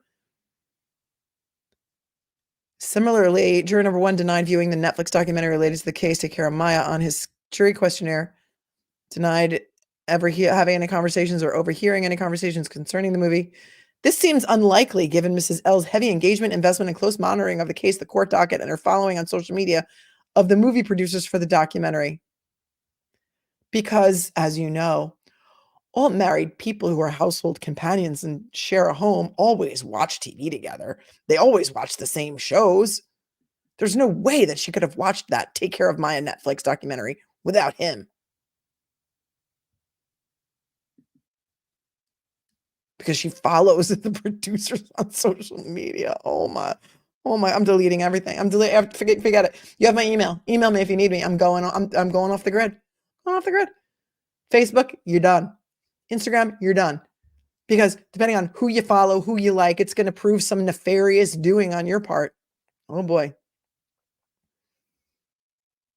Let's see. Deborah Salisbury was also the attorney who represented Jhach in the underlying DCF proceedings and who served as a witness for the plaintiffs in this action. However, due to the protected status of the documents in the court docket, it is not easily discernible whether attorney Salisbury represented Mrs. L in that matter. Oh, okay. So let's just throw some crap out there that we don't even know if it's true. But we're gonna say it's true for purposes of this motion. But we really don't even know if it's true. And I submit this to you. If juror number 1 and Mrs. L were not married at the time in 2007, do you think he would have any knowledge in hell of who her attorney was in that proceeding? Think that's somebody she talks about on a regular basis? Exactly. Maybe juror number 1 didn't know of her involvement. Susan's like, it's too late to go off the grid. It's too late. We're all screwed. We're all screwed. It's too late. Just gonna move to an island. Donna, the defense attorney's reaching. I don't know. I don't know. It depends on what they can prove and what they can't prove. I mean, I think it's going to have to go back for a hearing. At the least, Judge Carroll is not going to let this go without a hearing. It's gonna throw a whole bunch of fuel on the fire for people never ever wanting to serve and be on a jury again. They're going to use everything Greg Anderson said. He did an audition. He didn't do an audition. He did an interview. He did at least 2 interviews in the past 2 days. I'm not even going to say with who on YouTube. He did at least 2. They're going to use everything he says in their reply because now the plaintiffs are going to get to respond to this. They're going to put in a response, and then the defense can put in a reply to the response. So everything you say can and will be held against you in the YouTube world. Jason, I'm with you. Me and you, Mel, got to go on the lam and follow Dead and Company around. They will never find us. Well, now that you just told them where we're going to be, they will. And sadly, John Mayer left. He's got his own Sirius XM station that he started tonight. And I was listening to it, and he's really funny. And I'm sad that he left Dead and Company. Keelan, thank you for being a member for 1 month. It's like a bad reality show. These are people's real lives, and you're destroying people's reputation. Yeah. And you're doxing real life citizens. Galen, thank you again for your super chat. So do the jurors have any recourse for defaming their reputations? Again, it's like now they're putting the onus on the jurors to go out and hire a lawyer. It's a problem. It's a problem. They may, if it turns out that this is all BS, I would, Greg Anderson will take the case, but I'm sure there's another civil attorney in Florida that would take that case on contingency. We cannot allow this to happen to people who are citizens, who are doing their civic duty and who are doing this, serving on juries. This is our system. We need juries. Amber, thank you for your super chat. Thank you for covering. Just wanted my post to stand out to see if it can make it into the record. Oh my God, Amber C. And Galen, thank you for paying to get on the record. Thank you, Amber. And Beach Lover, thank you too. Juror number 1 and wife married years after her domestic incident. Right. So how would he know? That's like saying, okay, so juror number 5's grandfather's first cousin's nephew worked for Dr. Corcoran's hospital, that corporation that he now works for 10 years ago, and then disclose that. So we need a new trial. How slippery does the slope have to get? Sarah, you're a new member. Thank you. And Lauren, thank you for becoming a new member. You're going to like it here. You can call me Alice because I often go down the rabbit hole. I know so many of you come with me. And sometimes we can't get out. Thank you, Christina. Everyone should refuse to serve on juries. Use this motion as why until laws change to protect jurors. Yeah.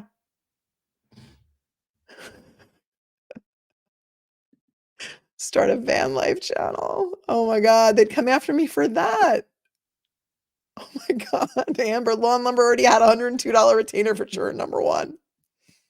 $102. That's right. Maybe he could represent him. He's gonna have to get out there and represent everybody, all the YouTubers. He's gonna have to defend himself. And hopefully it doesn't get worse for him in this motion. If you guys have already read it, like I'm afraid to keep reading.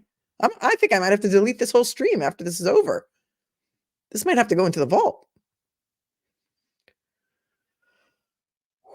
Okay, so he must have shared information with his wife and Jules in violation of all of the court's instructions and Florida law. And because the evidence provides a reasonable basis for an inquiry, defendant moves for an interview of juror number 1. Let's haul him back in support of its motion for a new trial and at the court's discretion for an interview of juror number 1's wife, Yolanda. In addition, defendant further requests limited discovery into the issue of juror misconduct in anticipation of the interview. Oh, so we need discovery too, as well as an emergency order requiring juror number 1 and his wife to preserve their text messages, social media activity, and other electronic data, evidence, and communication regarding the trial. Hello, privacy. Bye-bye. If you become a juror, your expectation of privacy is no longer. Here's the legal standard. In support of a motion for a new trial, Florida Rule of Civil Procedure 1.431H permits a party to move for a juror interview if the party believes that grounds for legal challenge to a verdict may exist. An interview of a juror is proper where there's a reasonable basis to believe that a prejudicial act occurred, supporting a legal basis for a new trial, such as improper contact with a juror or misconduct of a juror. A party moving for a juror interview does not have to conclusively establish that the alleged incident occurred and actually prejudiced its case. I think they're using all of the same, well, no, this is Florida case law, so they're not using all of the same case law that they used in the Murdoch motion, but sometimes we used to call motions scratch and sniff. You just change the names, the dates, you can use all the same cases if you're trying to prove your same point, right? It's a scratch and sniff motion. I don't know, just saying. Okay, we don't have to conclusively establish that it occurred and actually prejudiced the case. It's only necessary to establish a basis for an inquiry. In contrast to what is needed to prove entitlement to a new trial, a party seeking only a juror interview must set forth sworn factual allegations that, if true, would require a court to order a new trial. So we should be entitled to prove it. Contact with a juror during trial about the pending matter, as defendant believes occurred in this case, constitutes presumptively prejudicial juror misconduct. Once an improper contact has been established, the burden then shifts to the party seeking to preserve the jury's verdict to demonstrate that the contact was harmless. In this regard, once improper contact or juror misconduct is established by juror interview, the moving party is then entitled to a new trial unless the opposing party can demonstrate that there is no reasonable possibility that the juror misconduct affected the verdict. Legal argument. Evidence of juror misconduct undermines the integrity of the judicial process and warrants a new trial as a matter of public policy. A juror who is biased or prejudiced is not fair-minded and impartial as required to prevent impairment of the right to a jury trial. Case law, case law. The importance of an impartial jury is so fundamental that it is initially scrutinized at the inception, on trial, on juror challenges for cause. Case law, case law. Evidence of juror misconduct is also evaluated after a jury is seated. Specifically, it's within the trial court's discretion to grant a new trial where it is later suspected that the jury has been tainted based on the basic premise that parties are entitled to a fair trial. Talking about another case, which I'm not going to read to you right now because we are only on page 25 of 39, and we've already been at this for only an hour and a half, but this is crazy.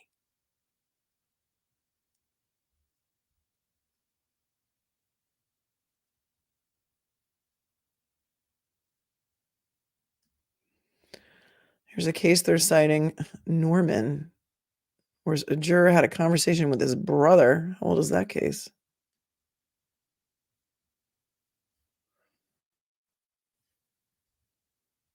Where's Norman?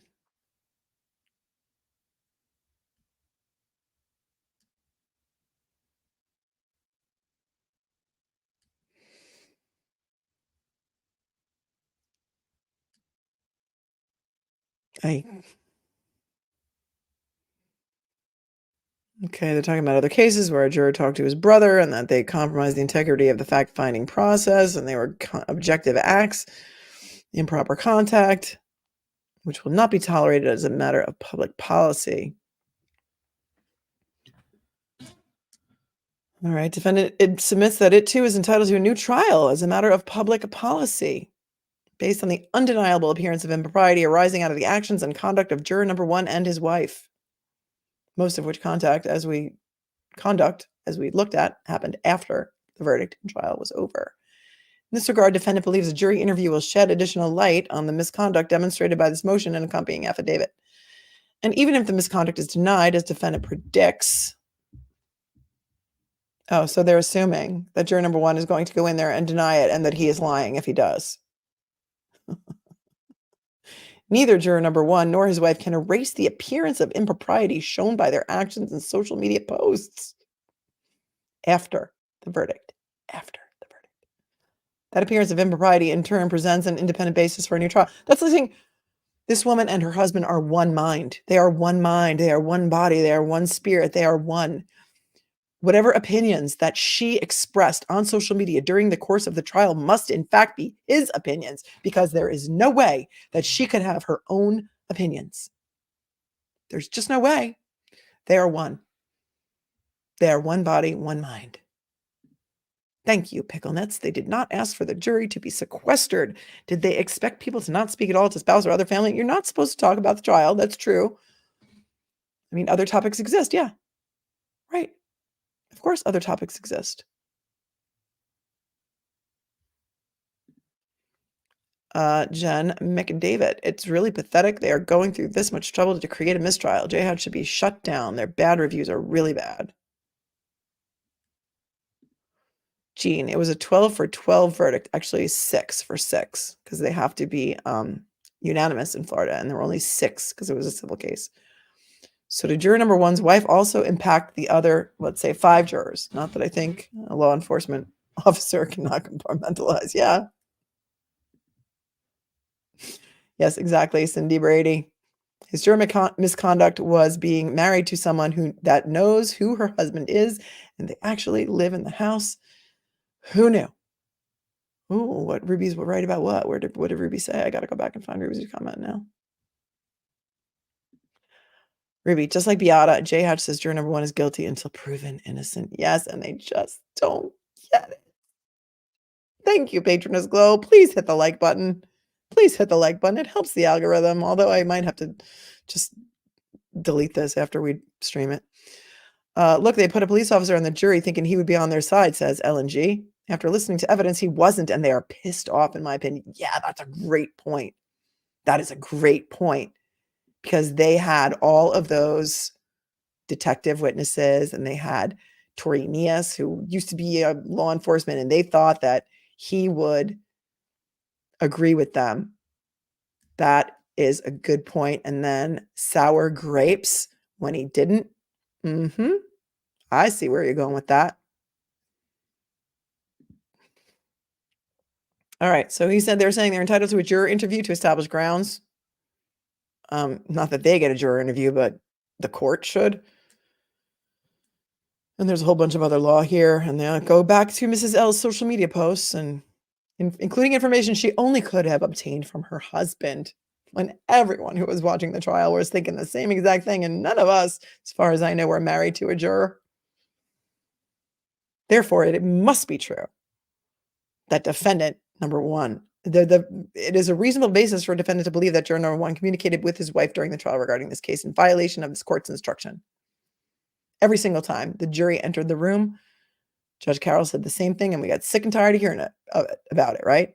Did any of you discuss anything about this trial with anyone while you were gone? No. Did anybody talk to anybody or watch anything on any TV or any media or no. So they're saying that because they must have spoken to each other, it's absolutely presumptively prejudicial misconduct under Florida law.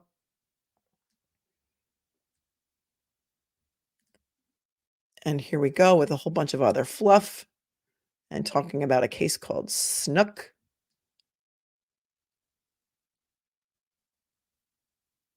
And here we go. Juror number 1's wife, Mrs. L, has not only demonstrated a shocking alignment with and emotional investment in a verdict in favor of the plaintiffs.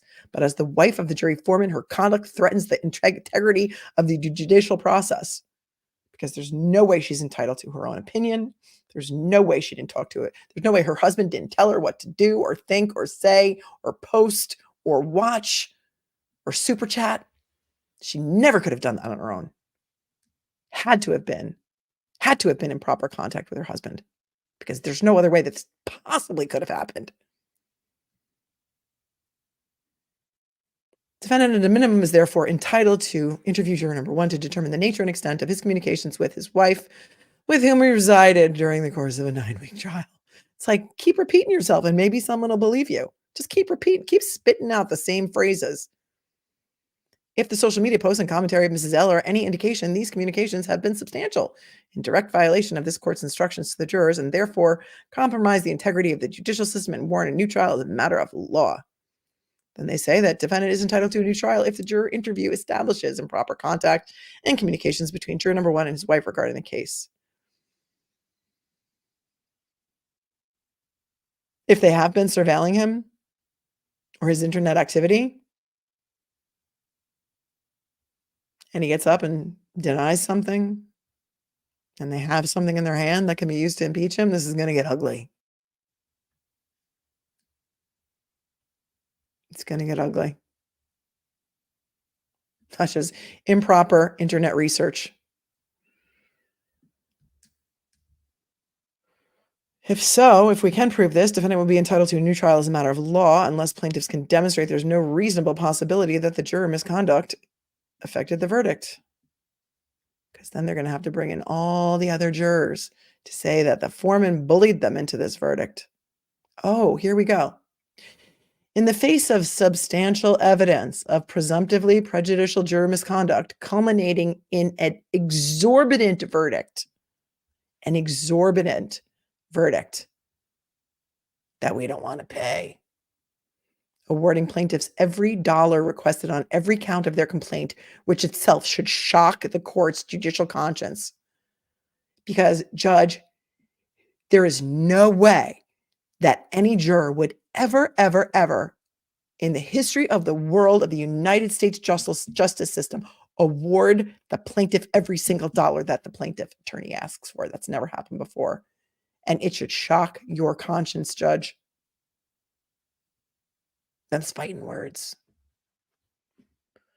Defendant submits it will be impossible for plaintiffs to satisfy their burden of demonstrating no reasonable possibility that jury misconduct affected the verdict. So there's no way in hell that a jury ever would have given the plaintiff every dollar they asked for unless there was misconduct. There's no way that this jury verdict was not tainted by some nefarious goings-on orchestrated by the household companion of juror number 1. But of course, not surprisingly, defendant has not located a reported decision revealing the extent of social media participation and blatant bias exhibited in this case. Yeah, because it's new. The 5th District has noted that jurors who tweet, blog, and surf continue to disrupt and to derail lengthy trials, resulting in mistrials and unnecessary waste of public and private resources. But this motion does not involve a mere instance of tweeting and blogging or alleged juror misconduct arising from the use of social media during trial, my friends. No, it does not. Just that. Rather, the evidence presented reveals a shocking and pervasive use of social media by the spouse of a jury foreperson with whom the jury resided during the course of a 9-week trial, accompanied by a highly improper and pervasive bias in plaintiff's favor. And after the trial, the juror number 1 participated in the same stuff. Therefore, we need a new trial. We don't want to pay. We want everything overturned. And we want these people to be excoriated by the public and all the Jhach supporters. And, but it's completely appropriate for the defense attorney's wife to be on Facebook in Facebook posts, right? I don't even know if I can read any more of this, guys. I'm so personally offended by this. I need to go to the chat for a moment to just decompress because this is whack. Tell me, does it get worse? Does it get better? What happens here?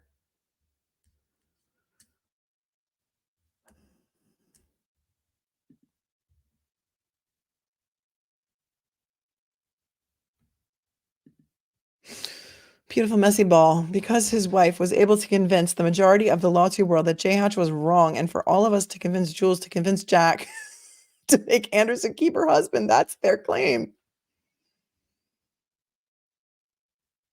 Oh, that makes my head spin even more than it's spinning right now. Christina didn't even make it this far. She got too angry. Wait, what, Ruby? Jhach just asked me to interview the juror and his wife themselves, not the judge. Jhach will do the interview. No, that ain't never happening. You can ask for whatever you want. Doesn't mean you're gonna get it. That's crazy. Right. Right, Gene, by a spouse. So you don't serve by yourself, your family serves too. Mm-hmm.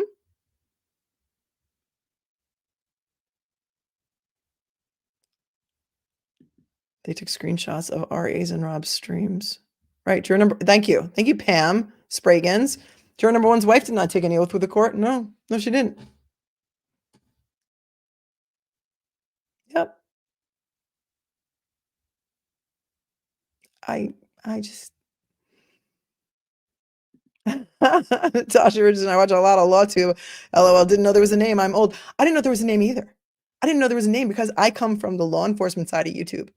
I come from Police Off the Cuff and Duty Ron, and I came on as a legal analyst just to have some fun and like be a legal analyst on their true crime shows from the perspective of retired NYPD homicide detectives.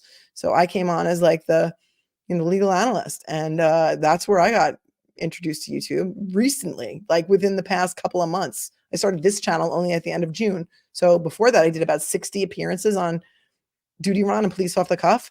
So I really didn't know it was a thing either. So it has nothing to do with age, honey. It's just about what you watch, I guess. We need a Hunter. Hunter. You think Hunter wrote this motion? You think Shapiro wrote this motion? Who do you think wrote this motion? Hunter or Shapiro? Am I going to get in trouble for calling him Hunter? I mean, come on, what? What? Jen Joe LawTube was started by EDB. EDB also likes the DMB, which I like. I was with Dave Matthews all weekend. I don't know if she was too, but I heard she likes Dave Matthews too. So I think she's my soul sister, even though she's young enough to be my daughter. Alco, I stumbled across LawTube by accident. Karen Gammas, do you really think this will even stand up in court? It's so off the wall. Oh my God, but they got receipts. So there's a bead of truth in it, right? There is a bead of truth in there. I don't know. Oh, Jason says you could tell by the hyperbole that it's the work of Ethan Shapiro. Yes, Beth, I read that too. Deborah Salisbury was involved in the wife's domestic relations proceedings in 2007, almost 14 years ago, and they assume her current husband knew that he should have disclosed. That's ridiculous. Yeah, it's spaghetti at the wall at this point. Spaghetti at the wall. Shapiro signed the affidavit. Shapiro's wife helped write it. All about the shade. No, Shapiro's wife came in with the exhibits. She came in with the receipts. She was out there. That's what they're going to say. Okay, so Shapiro's wife was out there trolling the chats. She was trolling the chats. She was screenshotting the receipts. She was getting all the tea. She was riling people up. She was instigating it. This falls under the category of like, you better want what you wish for. You can't go out there throwing shade on people and expect people to not throw shade back on you. Your first LawTube trial was O.J. Simpson? Was YouTube even around when that trial happened? Was it? Because O.J. was like in 1990, I want to say 5, 6-ish, because I remember where I was when that verdict came in. I remember what office I was in. I remember what year. I don't know that YouTube. No, his wife's not named Iris. It's Kisa or Lisa. 1993? No, couldn't have been. Because I remember I was in an office. It was after 1994. Maybe it was 96. Somebody can look it up. 94. Somebody can. Yeah, it was televised, right? But it wasn't. There was no YouTube then. Yeah, OJ was on television. Yep. Yeah. No YouTube for OJ. No way. I think that YouTube. LawTube kind of got its start when Johnny Depp and Amber Heard trial happened. as far as I know. There may have been law tubers before that, but that's when people I think that's when EDB shot to fame. I'm pretty sure. Um, so I don't know. OJ was before dial-up, says Jennifer White. So true. So true. I think I had a typewriter, so definitely did not have a computer on my desk. I think we were still working off of typewriters then, and Xerox machines. All right, do we dare go further on this? I'm getting a little scared. All right, there's a whole bunch of case law here. I haven't read this, so I'm just sort of like, now I'm going to scan it for you and just see if there's anything here that we need to talk about. We have to go to the exhibits, of course, after this. So case law saying why our motion should be granted, because there's all these cases that say so. 1987, at least they're not, citing cases from the 1800s. Here's all the cases. There's always a case, you guys. There's always a case.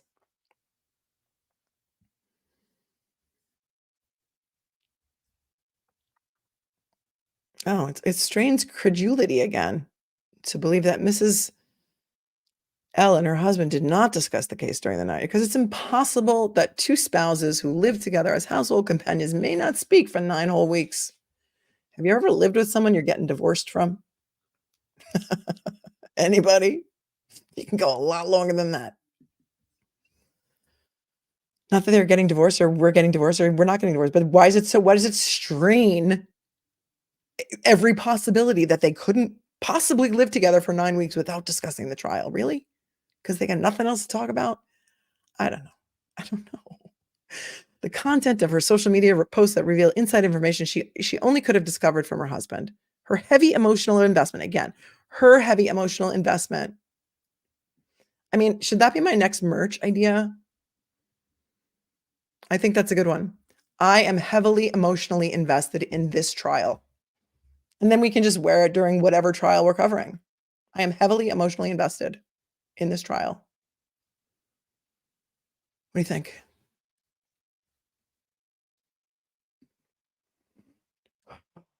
And a verdict in plaintiff's favor is further evidence of a shared bias on the part of her husband. They have a shared bias. Now their bias is shared. It's not just his bias, it's her bias too. It's shared because they could possibly.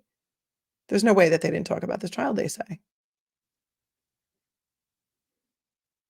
The circumstantial evidence gives rise to a reasonable belief that juror number 1 and his wife together formulated a shared bias in plaintiff's favor. They shared their bias. They share everything. They even share the bias. Discussed the bias, end the case throughout the trial, resulting in presumptively prejudicial misconduct, undermining the integrity of the jury process and warranting a new trial. Defendant therefore requests a jury interview in order to establish the existence of presumptively prejudicial communications between juror number 1 and Mrs. L. Although such communications surely will be denied. Haven't we read this exact same set? They keep repeating, keep spitting out the same catchphrases over and over again. Will surely be denied. This court has discretion to assess their credibility under the circumstances and to rely instead on the evidence in its totality. Moreover, assuming such communications are established, defendant further submits that it will be impossible for plaintiffs to prove that there is no reasonable possibility that the juror misconduct affected the verdict. Accordingly, here's what we want and here's why we should get it. Again, juror number 1 and his wife should be ordered to preserve all text messages, social media activity, and other electronic data evidencing communications regarding the trial. If this is granted, this spoliation part of the motion, this will open up the floodgates for every defense attorney or plaintiff's attorney or prosecution or defense in a criminal case to demand to see every juror's text messages during the trial. Can you imagine? Can you imagine?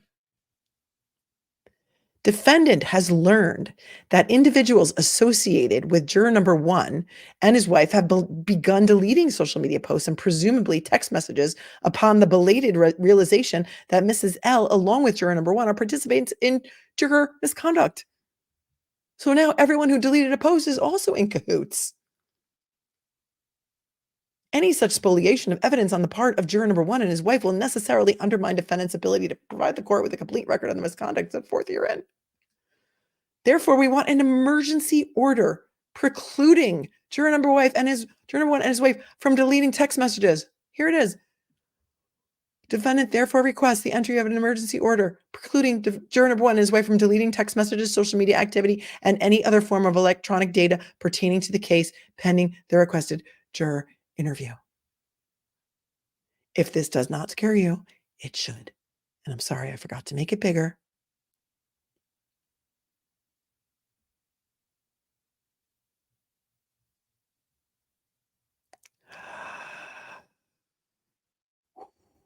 This is the first time reading this with you. I have not watched anyone else's coverage on it, so I don't even know what the other law tubers are saying or other people who cover this that are not lawyers are saying.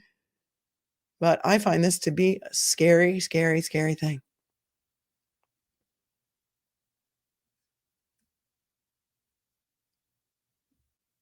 Defendant further requests limited discovery into the referenced communications and electronic data in preparation for the requested juror interview. Not only do we want to interview this juror, Your Honor, but we want you to tell them that they got to not only preserve all this stuff, but they got to give it to us. Because if you're a juror, you have no expectation of privacy ever. Even if what we're saying makes no sense. And this is just a fishing expedition. Conclusion. Circumstantial evidence creating an appearance of juror misconduct undermines the integrity of the judicial process and warrants a new trial under Florida law as a matter of public policy. A more compelling case of juror misconduct than the one presented by this motion can hardly be imagined. Oh, I can imagine something more compelling, like a juror being paid off by one side. That's a little bit more compelling than somebody's wife posting things on social media in plaintiff's favor. I don't know. I can think of a lot of more compelling cases. Can you? Hyperbole, Jason. You're right. Defendant suspected juror number 1 of a bias in favor of plaintiffs before the jury began their deliberations, and therefore moved to disqualify juror number 1 to replace him with an alternate, deferring to his client in quotes, client Jhach Kowalski predictably chose to allow juror number 1 to remain, acknowledging his victory with a smile to his TikTok advocate, Jules, who developed a friendship at trial with juror number 1's wife, Yolanda. Mrs. L's social media posts and commentary in turn reveal not only a palpable bias and prejudice in plaintiff's favor, but inside information she only could have obtained from her husband or from watching the trial herself, because it really wasn't any inside information. It was the way many people felt watching this trial. Again, they resided together in the same household because we didn't catch it the first 5 times that you said it. And again, strains credulity. When's the last time you used that word? To believe that they were not sharing information regarding the case. Again, we don't have to prove actual misconduct, only a reasonable belief that any misconduct occurred. And therefore, they should have to turn over all their text messages and web browsing history and everything, all of their private information. Defendant therefore requests that the court order an interview of juror number 1 and in the court's discretion of his wife regarding the communication. Okay, there's also a thing called spousal privilege. Don't know if you've heard of it, but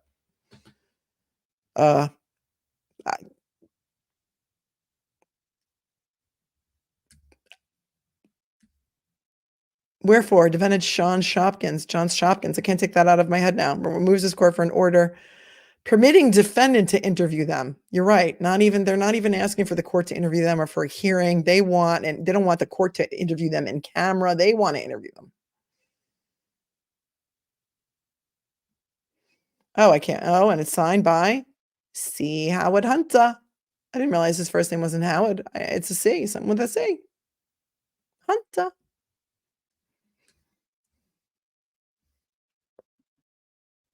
And back to the chat.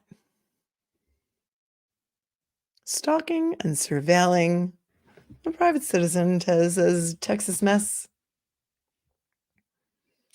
That's what it sounds like to me. I don't know where else they're getting their information. Chop Shopkins, Moonlight View. Oh, Marie, Vicky Arias, Shapiro's having a tantrum. Irene says my text messages and Google searches are my business, not the losing party's business, in my opinion. Brenda, juror number 1 doesn't need to turn over any electronic messages or devices. Defense can't even turn over an IJ report, which was demanded by the judge. Great point. Skoda, when people say they hate lawyers, it's because the lawyers like these. I've said that too. I hate lawyers too. You're not alone. That's why I say I'm a recovering lawyer, because most people don't even like to admit they're a lawyer. It took me a long time to recover, but I'm still recovering. There was another great Tracy Talks a Lot comment here. Shapiro claims that this verdict will have a cooling effect on mandatory reporters, but this motion is absolutely going to cool people from wanting to accept jury duty. Ridiculous. TJ Bit says, I don't ever want to be a juror after hearing all this. Right. I don't even want to report about trials anymore after hearing about this. I was just thinking about that somebody is probably in this chat taking screenshots. Alco, maybe we should all delete our social media accounts. Creepy as hell, even hospital spying to this level. Yeah, I think I'm going to delete my Facebook if I didn't already. I hate it anyway, and I never go on there.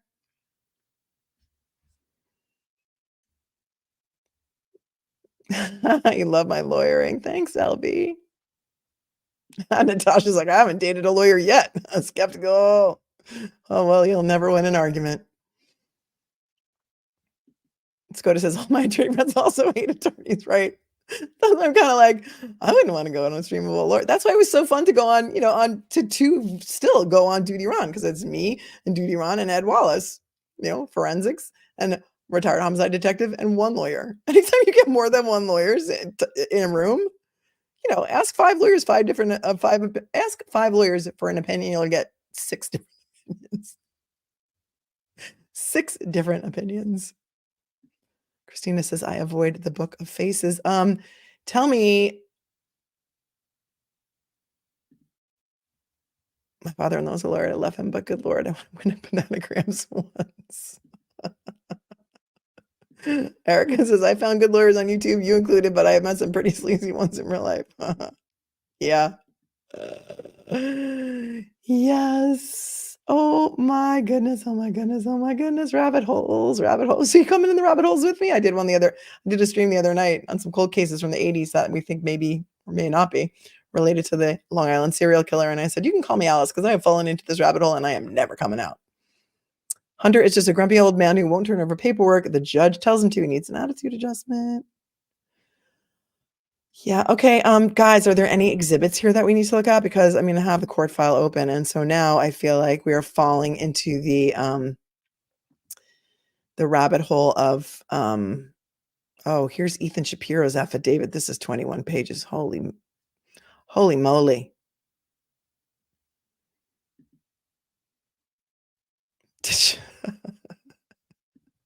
Did Shapiro address his kid fake coughing during Anderson's closing rebuttal? I don't know. Yes, I want to see everything. You guys you don't have to cook? Nobody has to cook? Nobody has to cook. Oh my goodness. Let's see those so-called receipts. All right, let's Around the World says, my husband hates being a lawyer. When we met 32 years ago when he was trying to be a rock star, he would have been a hell of a lot happier as an aging musician in spandex. I am of the opinion, I think this is true though, that all lawyers, most lawyers, are frustrated actors or rock stars because like 5 years ago or however many years ago, 8 years ago, I was like, I don't want to be a lawyer anymore. I just want to be an actor. I want to be an actress. I always wanted to be an actress when I was a kid. And so that's what I did until the strikes happened. And then I just started creating YouTube content. And here I am creating my own content. So your husband probably would have been happier as an aging musician, but you know what? It's never too late to pivot. You were never too old to dream a new dream, and I am living proof of that. And you know what? I think that Lewis Carroll said that. I mean, wait, who's the guy who wrote Alice in Wonderland? That guy, C.S. Lewis. Why did I say Lewis Carroll? I'm thinking of Judge Carroll, C.S. Lewis. I don't know, but I think that's what he said. You're never too old to dream a new dream. Living proof. Okay. All right. You are cooking. Okay. Oh, thank you, Arlene. We love you here. Thank you. Thank you. I mean, good for the Lewis Carroll. It is Lewis Carroll. Well, who's C.S. Lewis? That's a different author. Lewis Carroll. Okay, I was right. Oh, okay. My brain remembered something from my literature class in high school. All right. Well, that was that document. Here is the next document.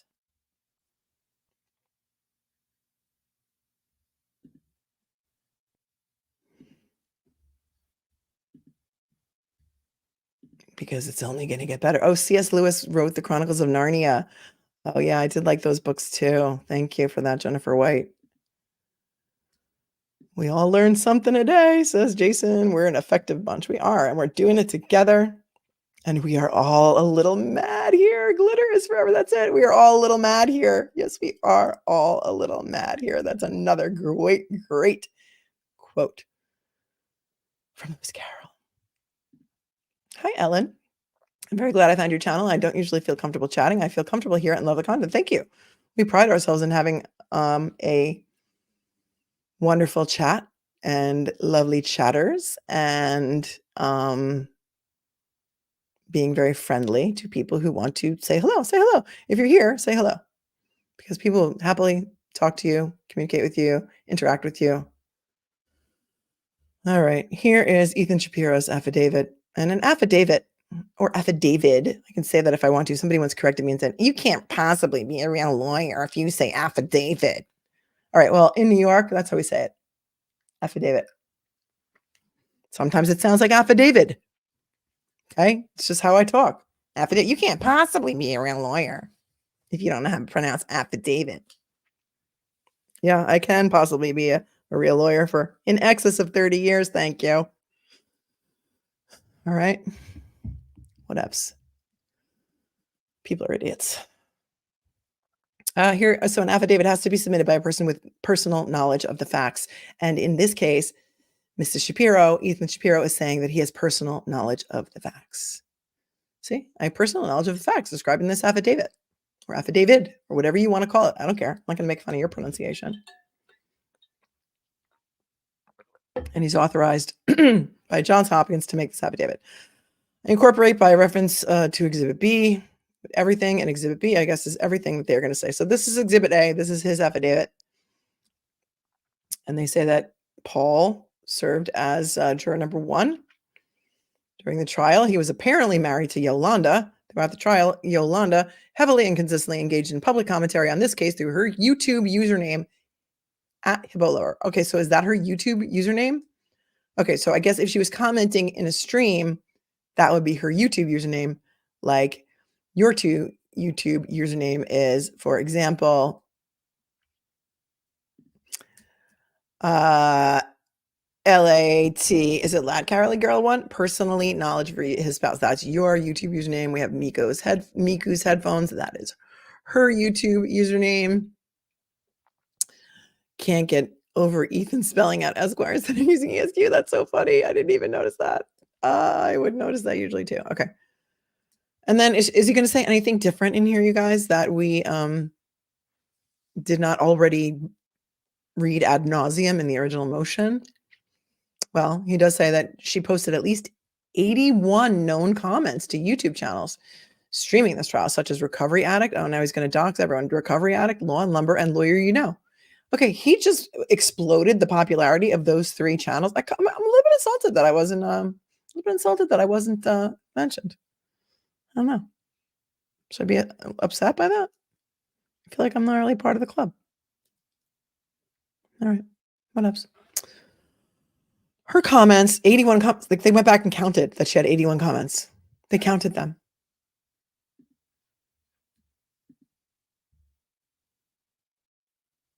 Her comments largely consisted of sharing her opinions, which were biased in favor of the plaintiffs. In addition, she shared information about the case that could only have been obtained through direct communication with number one. Again, they talk about Detective Graham. The juror Leo will be asking questions. All right. Everything that we have already read, he's going to say in his words, because he's going to say that he has personal knowledge of this, that she sought out and developed a relationship with Jules, who served as plaintiff's online public advocate on platforms such as TikTok and YouTube. They exchanged messages online, personal phone numbers, made plans to meet, and can be seen speaking to one another while Mrs. L physically attended the trial on October 30th, where Mrs. L's husband was impaneled as a juror. Both Mrs. L and juror number one knew one another, were present in the courtroom that day. Okay. Is she not allowed? I mean, am I missing something? Is she not allowed to come to the trial that her husband's a juror in? Is she not allowed to do that?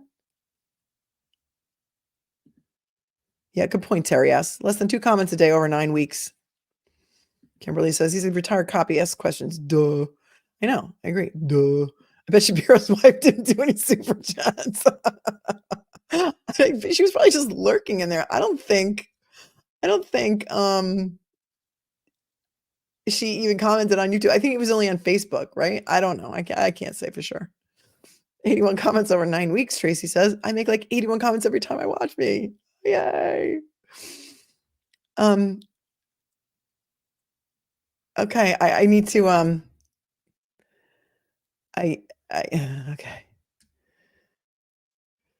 So then he doxes Jules's TikTok account, which will also blow up as a result of this motion. Blind gossip. On October 9th, she shared she gave Maya her rosary. We read that already.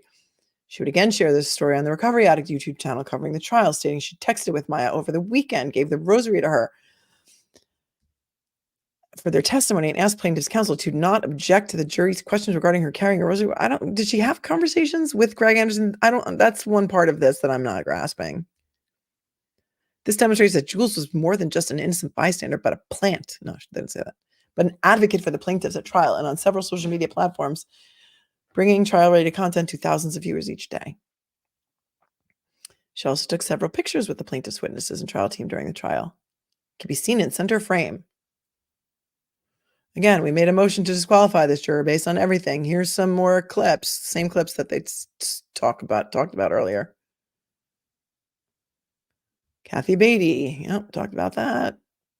Super chat, she's paying money to super chat. So they're going to regurgitate everything they said in the original motion. They're just putting it in Ethan Shapiro's words because he has personal knowledge of this.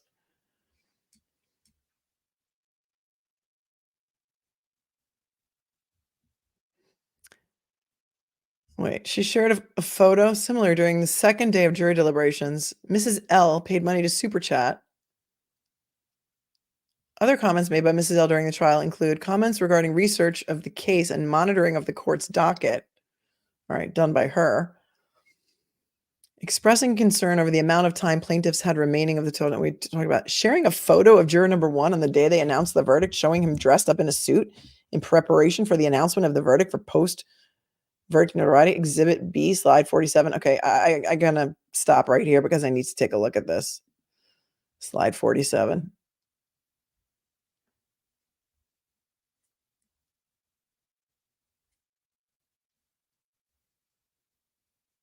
They don't have these slides numbered. They mean it's on page 47? Oh, they've got pictures of recovery addicts in here. This might be a little bit more interesting to look at this because they've got screenshots of everything. Yep, here it is. Okay, here we go. We're going to share this tab instead.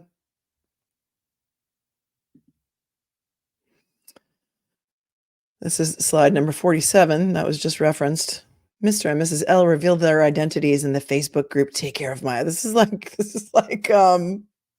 what's that show, The Masked Singer, where I don't even ever watch it, but they're revealing their identities. November 10th. And he said, Paul did. Greetings. Juror number 1 here. Now being the day after, I am taking a short period to review what I, as juror, was not privy to during this case. Many thanks. Okay, so he's saying that he was not privy to any of this during the case, which belies the fact that they're saying that he did review everything during the case. So which is it?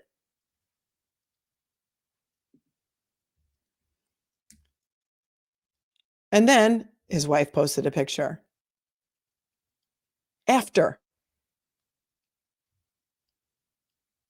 Yolanda says, Paul is my hubby. Give him time to digest as he is exhausted. I will leave you with his court attire from yesterday. Many thanks to all that stuck up for him. The bailiff told him yesterday that when he was leaving court, you have no idea what happened. LOL. Now he is going to rewatch to see what he missed. Okay, isn't that saying the complete opposite of what they're alleging in this motion? You have no idea what happened. And he had no idea that they made a motion to dismiss him. Am I crazy? Doesn't that say the exact opposite of what they say that it says?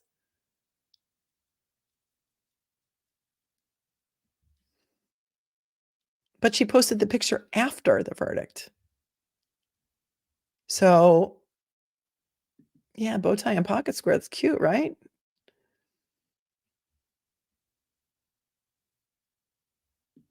Harleen says, after Maya testified about carrying her mother's rosary, Jules said, yes, Maya had her mother's rosary every day. Okay, so all right, we have to go back now. Sharing a photo of juror number 1 on the day they announced the verdict, showing him dressed up in a suit in preparation for the announcement of the verdict for post-verdict notoriety. Okay, so that proves what now? Other comments made by her during the trial. No, that was not during the trial. That was after the trial was over. They're misleading the court, and that could be a problem for them. That is misleading to the court.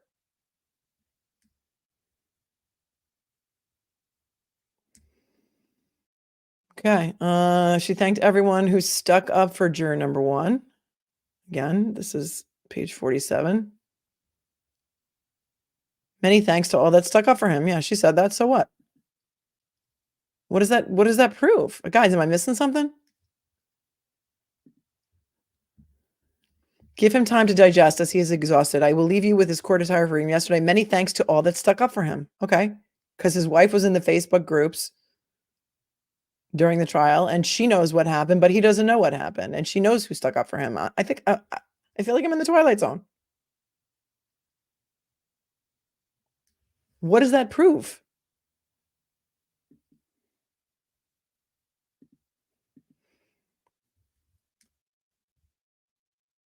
Okay, that same day, he posted a comment to that same group suggesting he was aware that the defendant had moved to disqualify him as a juror. Slide 51.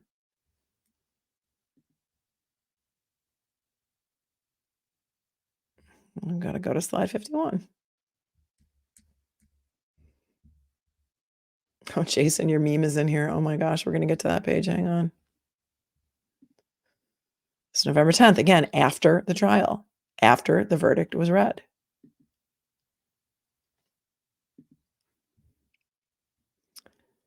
He writes, fact is, when the verdict was published, there was a bit of oops by the clerk and it displayed my full name. Then moments after, the reposted verdict with the black redaction box appeared. While the other jurors were escorted down to be transported, I was asked to remain by the SCSO lieutenant. Oh boy, I'm in trouble once again. But it was for just some security talk about that. Oops. All good. I'm happy. So yes, I'm juror number 1. I was the first to check in that Thursday for the self-selection process. I was then the last juror to check out when all was done from beginning to end. I was there. He's proud. He's proud that he served on the jury, but oh boy, I'm in trouble once again.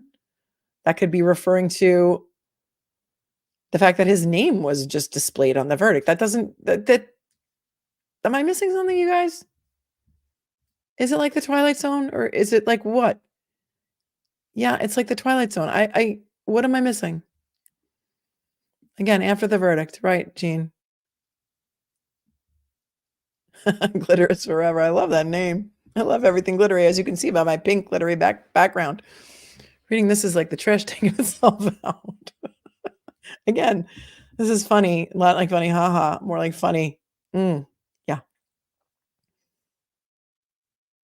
Yeah, Tracy, this motion is a materially fact false representation of what actually happened.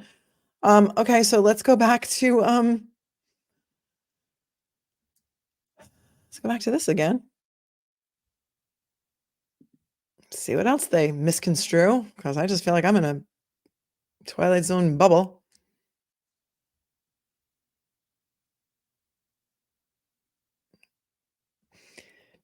They're hypothesizing and assuming that this means that he knew about the motion to disqualify. I say it could mean anything.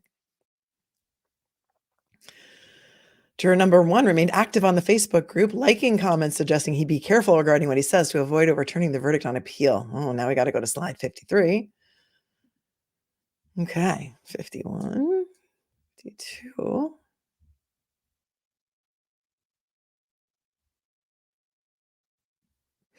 So if he liked a post, like one of these posts,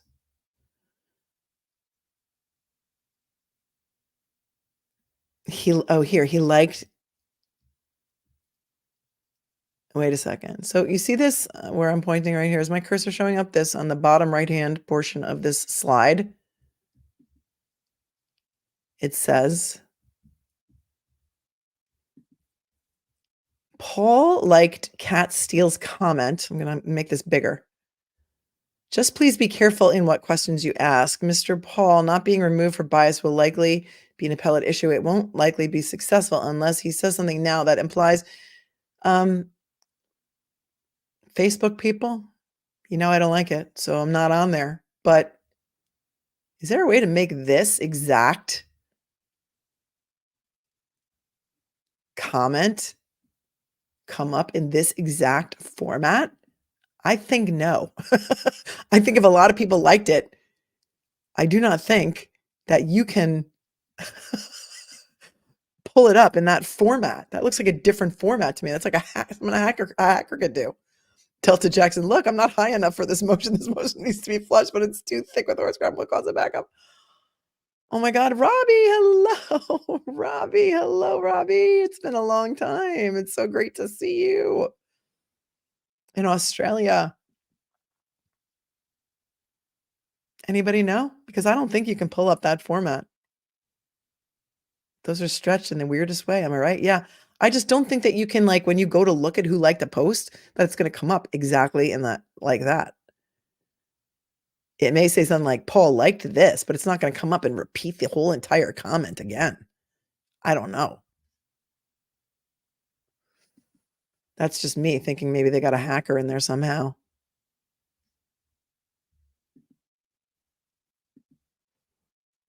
So he liked some posts, so that means that he was definitely, tainted. Then he was posting then he paid $100 to super chat his comment to Rob, stating he'd be happy to discuss the case with him. That's on slide 53.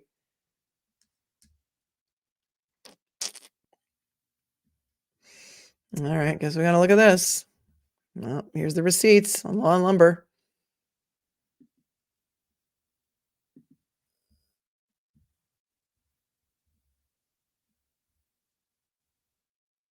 Donated $100. Greetings, juror number 1 here in the future. After time decompressed, would be glad to chat. Okay, then $2. Then $2. So $104 he's in for. Meaning what? I thought I heard the judge say that he was released and that he could talk to whoever he wants. I would say that's pretty generous to give Rob $104. I think that's pretty generous, actually.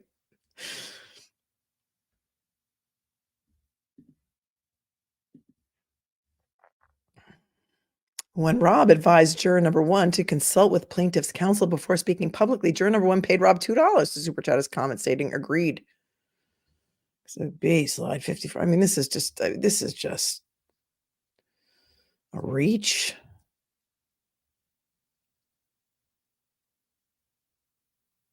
Oh, then they're saying that he commented on Dr. Corcoran's stream. He seemed to enjoy his status as a hero amongst these pro-plaintiff platforms. Oh, pro-plaintiffs platforms. Because, How dare anybody be on my side? I switch sides depending on the case, and I'm always gonna tell you my opinions, but I'm not always pro plaintiff, just like I'm not always pro defendant or pro prosecution or pro defense, but it's gonna shift with the tides and the case. So, I mean, that's a little generous. They're always pro plaintiff, I guess, platforms. Making posts in the Facebook group regarding his involvement and joining several post-trial YouTube streams to share his comments using the super chat function. How dare he donate money to YouTubers who do this really as a labor of love? It's a volunteer position, people.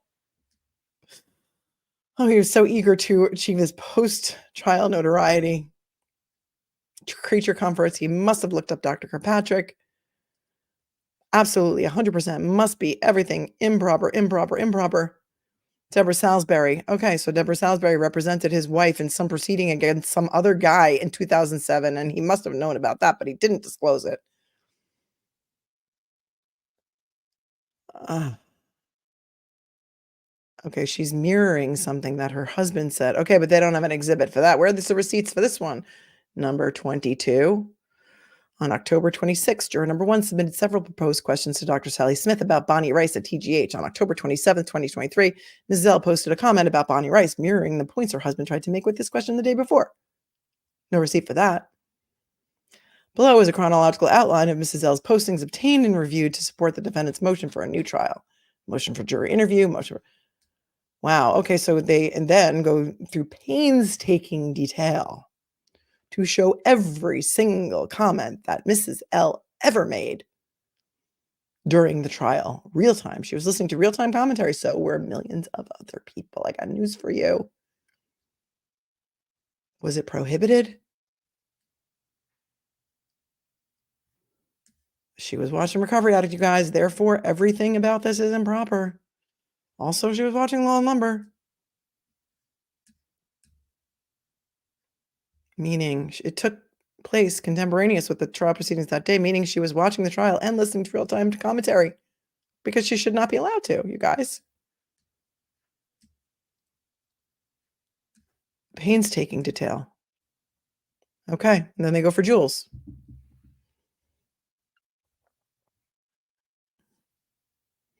Jules is a social media influencer that acted as plaintiff's public advocate throughout the trial and subsequent to the verdict. Jules made a name for herself and was sought out by several social media influencers with large audiences following along with this trial because, as a daily attendee at trial, she offered commentary on the one aspect of the trial that the online viewing public could not observe: the jury. Evidence from social media sources of Jules' public advocacy, closeness with plaintiffs, plaintiff's trial team, plaintiff's experts, and Ms. L is depicted in Exhibit B, slides number 1, 11 to 17, 33. You wanna look at those? 1, 11 to 17. I mean, we might as well just go back to this exhibit. Go back to the beginning. Oh, there's Jason's meme. Oh, I won't dox you. I'm not gonna dox you, but hold on. It's good work. Here's a meme made by somebody that we may or might not. I went and got the IJ documents myself, Judge Hunter Carroll. Oh, and then Paul liked it and said, "Oh, now that is too funny, too cool too." Is he not allowed to like it? Is he not allowed to think it's cool?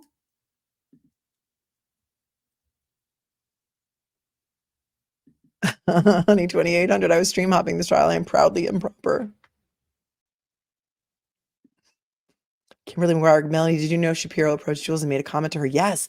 Didn't he go up to her and say something like, "What, are you going to get a life after this trial's over?" And she said something like, "I don't know. Are you going to get a vacation?" That's interesting. But yeah, obviously they were watching her. That's Jason's meme. Okay, Jason, you're out. You're doxing yourself. I am not doxing you. We did show it on another stream. Yep. Mama Bets loves the meme. That meme is awesome. Jason, you're getting, maybe get some business out of this.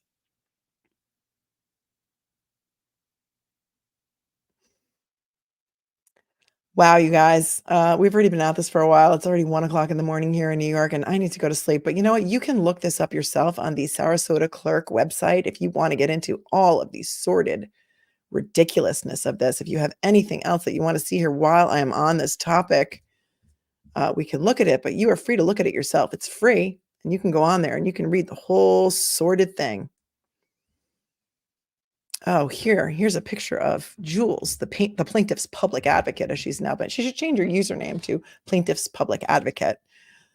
Sitting with and talking to juror number one's wife, Mrs. L, for the entire day in court.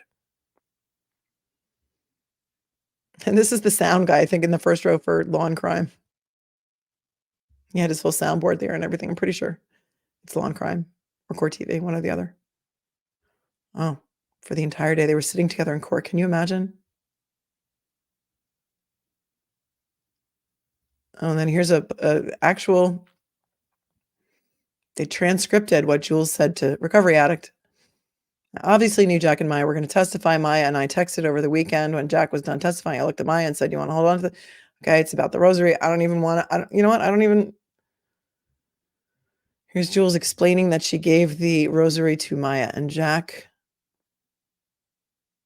And here's a picture of her YouTube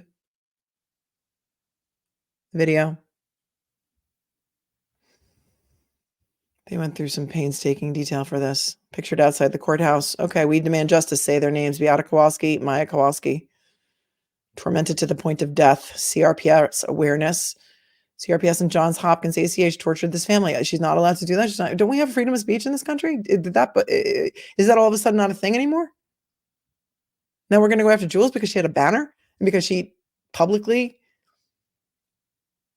showed support for the family of this horrific, horrific incident?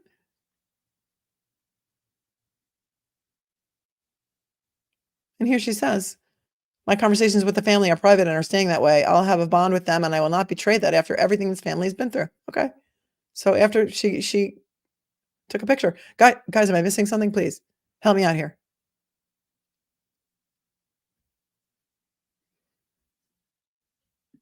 TikTok, right? Jules doesn't have a YouTube, right? TikTok. Didn't I say TikTok? I thought I said TikTok. Right. Public advocate is still hilarious. I don't care what anyone says. The way they're trying to couch that is absolutely funny. As if being a public advocate is like a bad thing. Right. I consider myself to be an advocate for all victims. I took on the Catholic Church and I represented like 60 survivors of clergy sex abuse against the church that I am an actual member of. And, some people need to give a voice to people who can't speak for themselves. Is that a bad thing? I think Jules says that there is a First Amendment section there at the court. Freedom of speech, says Arlene. Here's Robbie dropping the links in the chat. If you have an iPhone and you can't get to the membership link, that's the link. Thanks, Robbie. Thanks, Maria. We are all missing the point. We are. Patroness Glow says, Jason, it's so crazy you're mentioned in the lawsuit. How do you feel about that? Skoda says, well, we know Jhach doesn't like advocates. Look what they did to Beata. That's a great, great, great point. Here's some more concerns that Mrs. L had about the plaintiff's shot clock. We were all watching the shot clock. Come on. All you need is a timer. Like, give me a break with this stuff. About the veracity of Sally Smith's testimony, we were all questioning that, and we don't have a husband or a wife on the jury. I don't think. Unless Mrs. L is in the chat tonight. I'm sorry, Mrs. L, if you are, because this should not have been done to you. I really, and so I feel like I'm contributing to it by showing it, and that's probably not right either. So that's the way I feel about that. And that is why at some point we got to stop the insanity, right? Remember what that woman who used to say, stop the insanity, stop the insanity. What was her name? She was like an exercise guru in like the 80s. Stop the insanity. Susan Powder, was that her name? Jason says, I feel good. Knew that you would, yeah. Beautiful Mind says, Beautiful Minds. Wasn't that a movie too? Beautiful Messy Ball. We're getting closer to an Orwellian 1984 state day by day. I'm getting punch drunk on this stuff, you guys. I cannot believe this insanity. Cat lady. And Jules got to know the family through the trial. She went in to watch, shows what kind of family the Kowalskis are, right?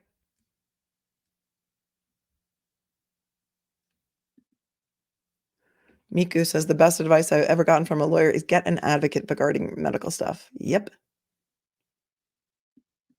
Yes, Callie girl, we were shouting in chats all about time. We all were. We were all worried about time. Everyone was worried about time. Kimberly says she was just in Kurt's chat. Who was? Hippo Lover?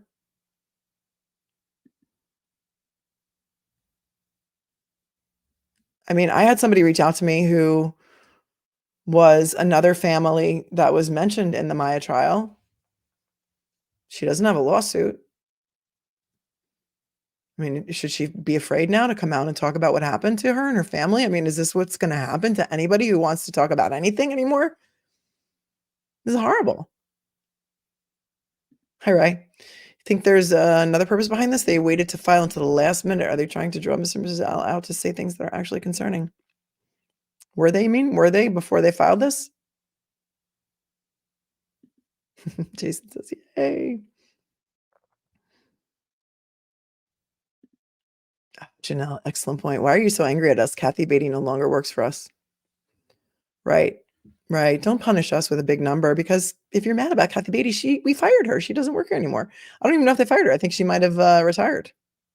So I don't know. Scotus says they're bullies. My coffee's cold. I found a Reddit where they all seem to hate YouTube watchers and YouTube lawyers cheering this motion. Weird. They would like us all to shut up, says Mama Bat. So are they talking about me on Reddit? Because I don't want anybody talking about me on Reddit. I don't want anybody just... I mean, if it's true, it's a problem. If it's true, it could be a problem. Absolutely. It could absolutely be a problem. That's the law. And I'm always for the law, for procedure, for the Constitution. If it's true, it could be a problem. If it's not true, they've made a lot of pretty damaging allegations against these household companions, in my opinion, and some YouTubers. Sarah says it's shady they filed this right before that. Yeah. Let's just ruin everyone's Thanksgiving, because the shot clock to respond to this motion starts from the day that you're served with it. So I don't know how many days they have to respond. Maybe 7. Maybe in New York it would be 7. I don't know how many days they'll have to respond in Florida. But here, I'm just going to screw your holiday weekend and your vacation, because tomorrow's Thanksgiving. Most courts are closed on Friday, and law firms are closed for pretty much for the next 4 days. So we're just going to really screw over your holiday and your weekend, because now you're going to have to work on around the clock on responding to this. Does anybody know the date the actual verdict came down? November 10th, I think it was, right? Oh, Christina says motion argument is Monday. Hold on. I have the court file open. So, I mean, why don't I just look at it, right? It says...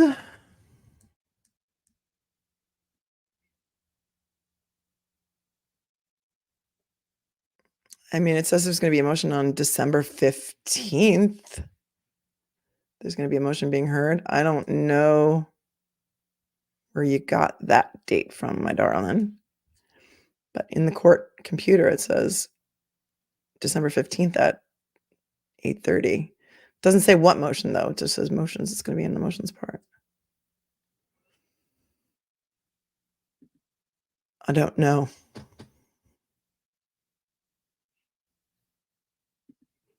Anderson shared it with a YouTube person, the motion, or that the motion was going to be heard on Monday, or that the other, because there is another motion.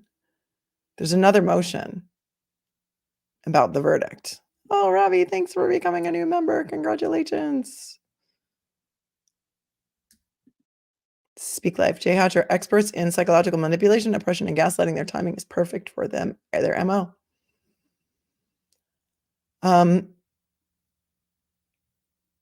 Arlene, there are turkeys running all over the place. Yikes.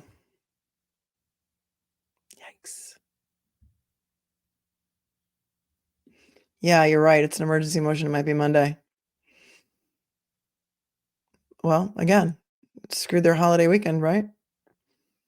AT1, this seems weak. Speculation and innuendo. Yeah, that's what we were just talking about, Sharon. Find it interesting that they waited until right before Thanksgiving to file it. Yep. Yes, I do. If you want to screw a lawyer's weekend, file something on a Friday, you know. or send them a nasty letter that they get on a Friday. It's always a good way to ruin someone's weekend or holiday weekend. The one on the 15th for the sanctions motion. I don't know. This is getting so complicated, you guys. You can go to the Sarasota Clerk website and look this up yourself. It's like sarasotaclerk.com. You can search for it. Just search for the Jhach Kowalski versus Jhach case. It's under Jhach. He's the first named plaintiff. And there will be several cases listed. Look for the one that says reopened on the left-hand column. You can go read all of this beautiful stuff yourself. I'm 62 years old today. Happy birthday, Cindy Brady. Is it your birthday today? Happy birthday. And I find this and everything else going on in the world absolutely disgusting. I was raised, if you make a mistake, no matter how big or small, it's accept responsibility and learn from it and move on, she says. And yes. Oh, Ray said, I didn't even think about that. I thought they were trying to disturb the media cycle, thinking the coverage would be delayed. Poor Anderson. No, that's what I'm thinking. Yeah, beautiful, messy. Well, why wouldn't they bring that up? Wouldn't the lawyers know during trial if his wife was in the courtroom talking to Jules? If so, wouldn't they have to raise that as an issue before deliberations? I don't know. Would they know that it was her? I don't know. Did they not find it out until after? I'm not sure. Thanks, Miku. Thank you for going through this joke of emotion with us tonight. Thank you guys for watching with me on Thanksgiving Eve for those of us in the US. If I've entertained you while you've been cooking tonight between this stream and the last one that I did on, I forget his name already, Samuel Haskell IV, who may have dismembered his wife and her parents in California and put her torso in a dumpster after paying some day laborers $500 to put the garbage bags in a dumpster. And then they saw a belly button, came back and said, no, we're not doing it. Go back and watch that stream. It's very interesting and crazy. Yep. Oh, they did try and kick her out of the courtroom? The judge denied it? Kick out the wife of the juror or Jules? Crazy ass stuff, you guys. I don't even know what to make of this. If it's true, it could be a problem. Proving it could be a problem. Having jurors turn over their text messages and their phones and their Google search histories, and a spouse of a juror turn that stuff over could be a very, very dangerous precedent. I'm a little, yeah, thank you, Alco, because I was just about to say this whole thing. Alco, is it just me, or since 2020, the world has just become more cray-cray every day? I feel like I'm in the Twilight Zone. Sometimes I come on YouTube just to talk to you guys to say, am I in the Twilight Zone, or are you feeling this way too? Help me understand. That's the title of a lot of my streams. Help me understand. I don't get it. Help me understand this. Wow. Jason, I did get your emails on Rex. That's gonna have to wait for another day because mommy's tired, guys. All right, my cupcakes, thank you so much for watching tonight and for spending so much time with me tonight. I have no voice left. And we're going to keep following all of it, all the stuff. Email me at fanbase@mlittlelaw.com. I don't always respond, but I do always read your emails. Thank you to all of my amazing moderators who have stuck in it with me. 2 hours and 45 minutes on this stream, and the one before this was at least an hour, probably an hour and a half. So we've been on a full-on Thanksgiving Eve marathon here in New York. And for those of you that are everywhere else, happy Thanksgiving. I'm so thankful to all of you, to all of my channel members who have chosen to join Melanie's Little Cupcakes. I thank you. I cherish you. I value you. To my moderators who are the best on YouTube, to my subscribers who like me enough to want to subscribe to my channel and hit the bell to make sure you get all notifications. It's free to subscribe. You don't have to pay anything. And I would never expect anybody to pay anything or super chat me $104 for a retainer like allegedly Juror number 1 did to another YouTuber. So thank you so much. You make me feel sane, Dominique. Happy Thanksgiving, everyone. And Dominique, you make me feel sane too. All of you. Thank you for keeping me sane. Thank you for validating me and my opinions that are not always as mainstream as some people would like them to be. And have a wonderful Thanksgiving. If you don't celebrate, have a wonderful Thursday. Anybody who's alone, I wish you peace and happiness. Maybe we'll do something tomorrow for anybody who has nobody to share their day with at some point in the evening, if we have anything more to talk about after this incredibly long live stream. Thank you all so much for your support. I appreciate each and every one of you. I'm thankful for each and every one of you because without you, I would not have a channel. Peace and love. And don't forget, you guys, be cool, be kind, be classy. It's not hard. Peace out.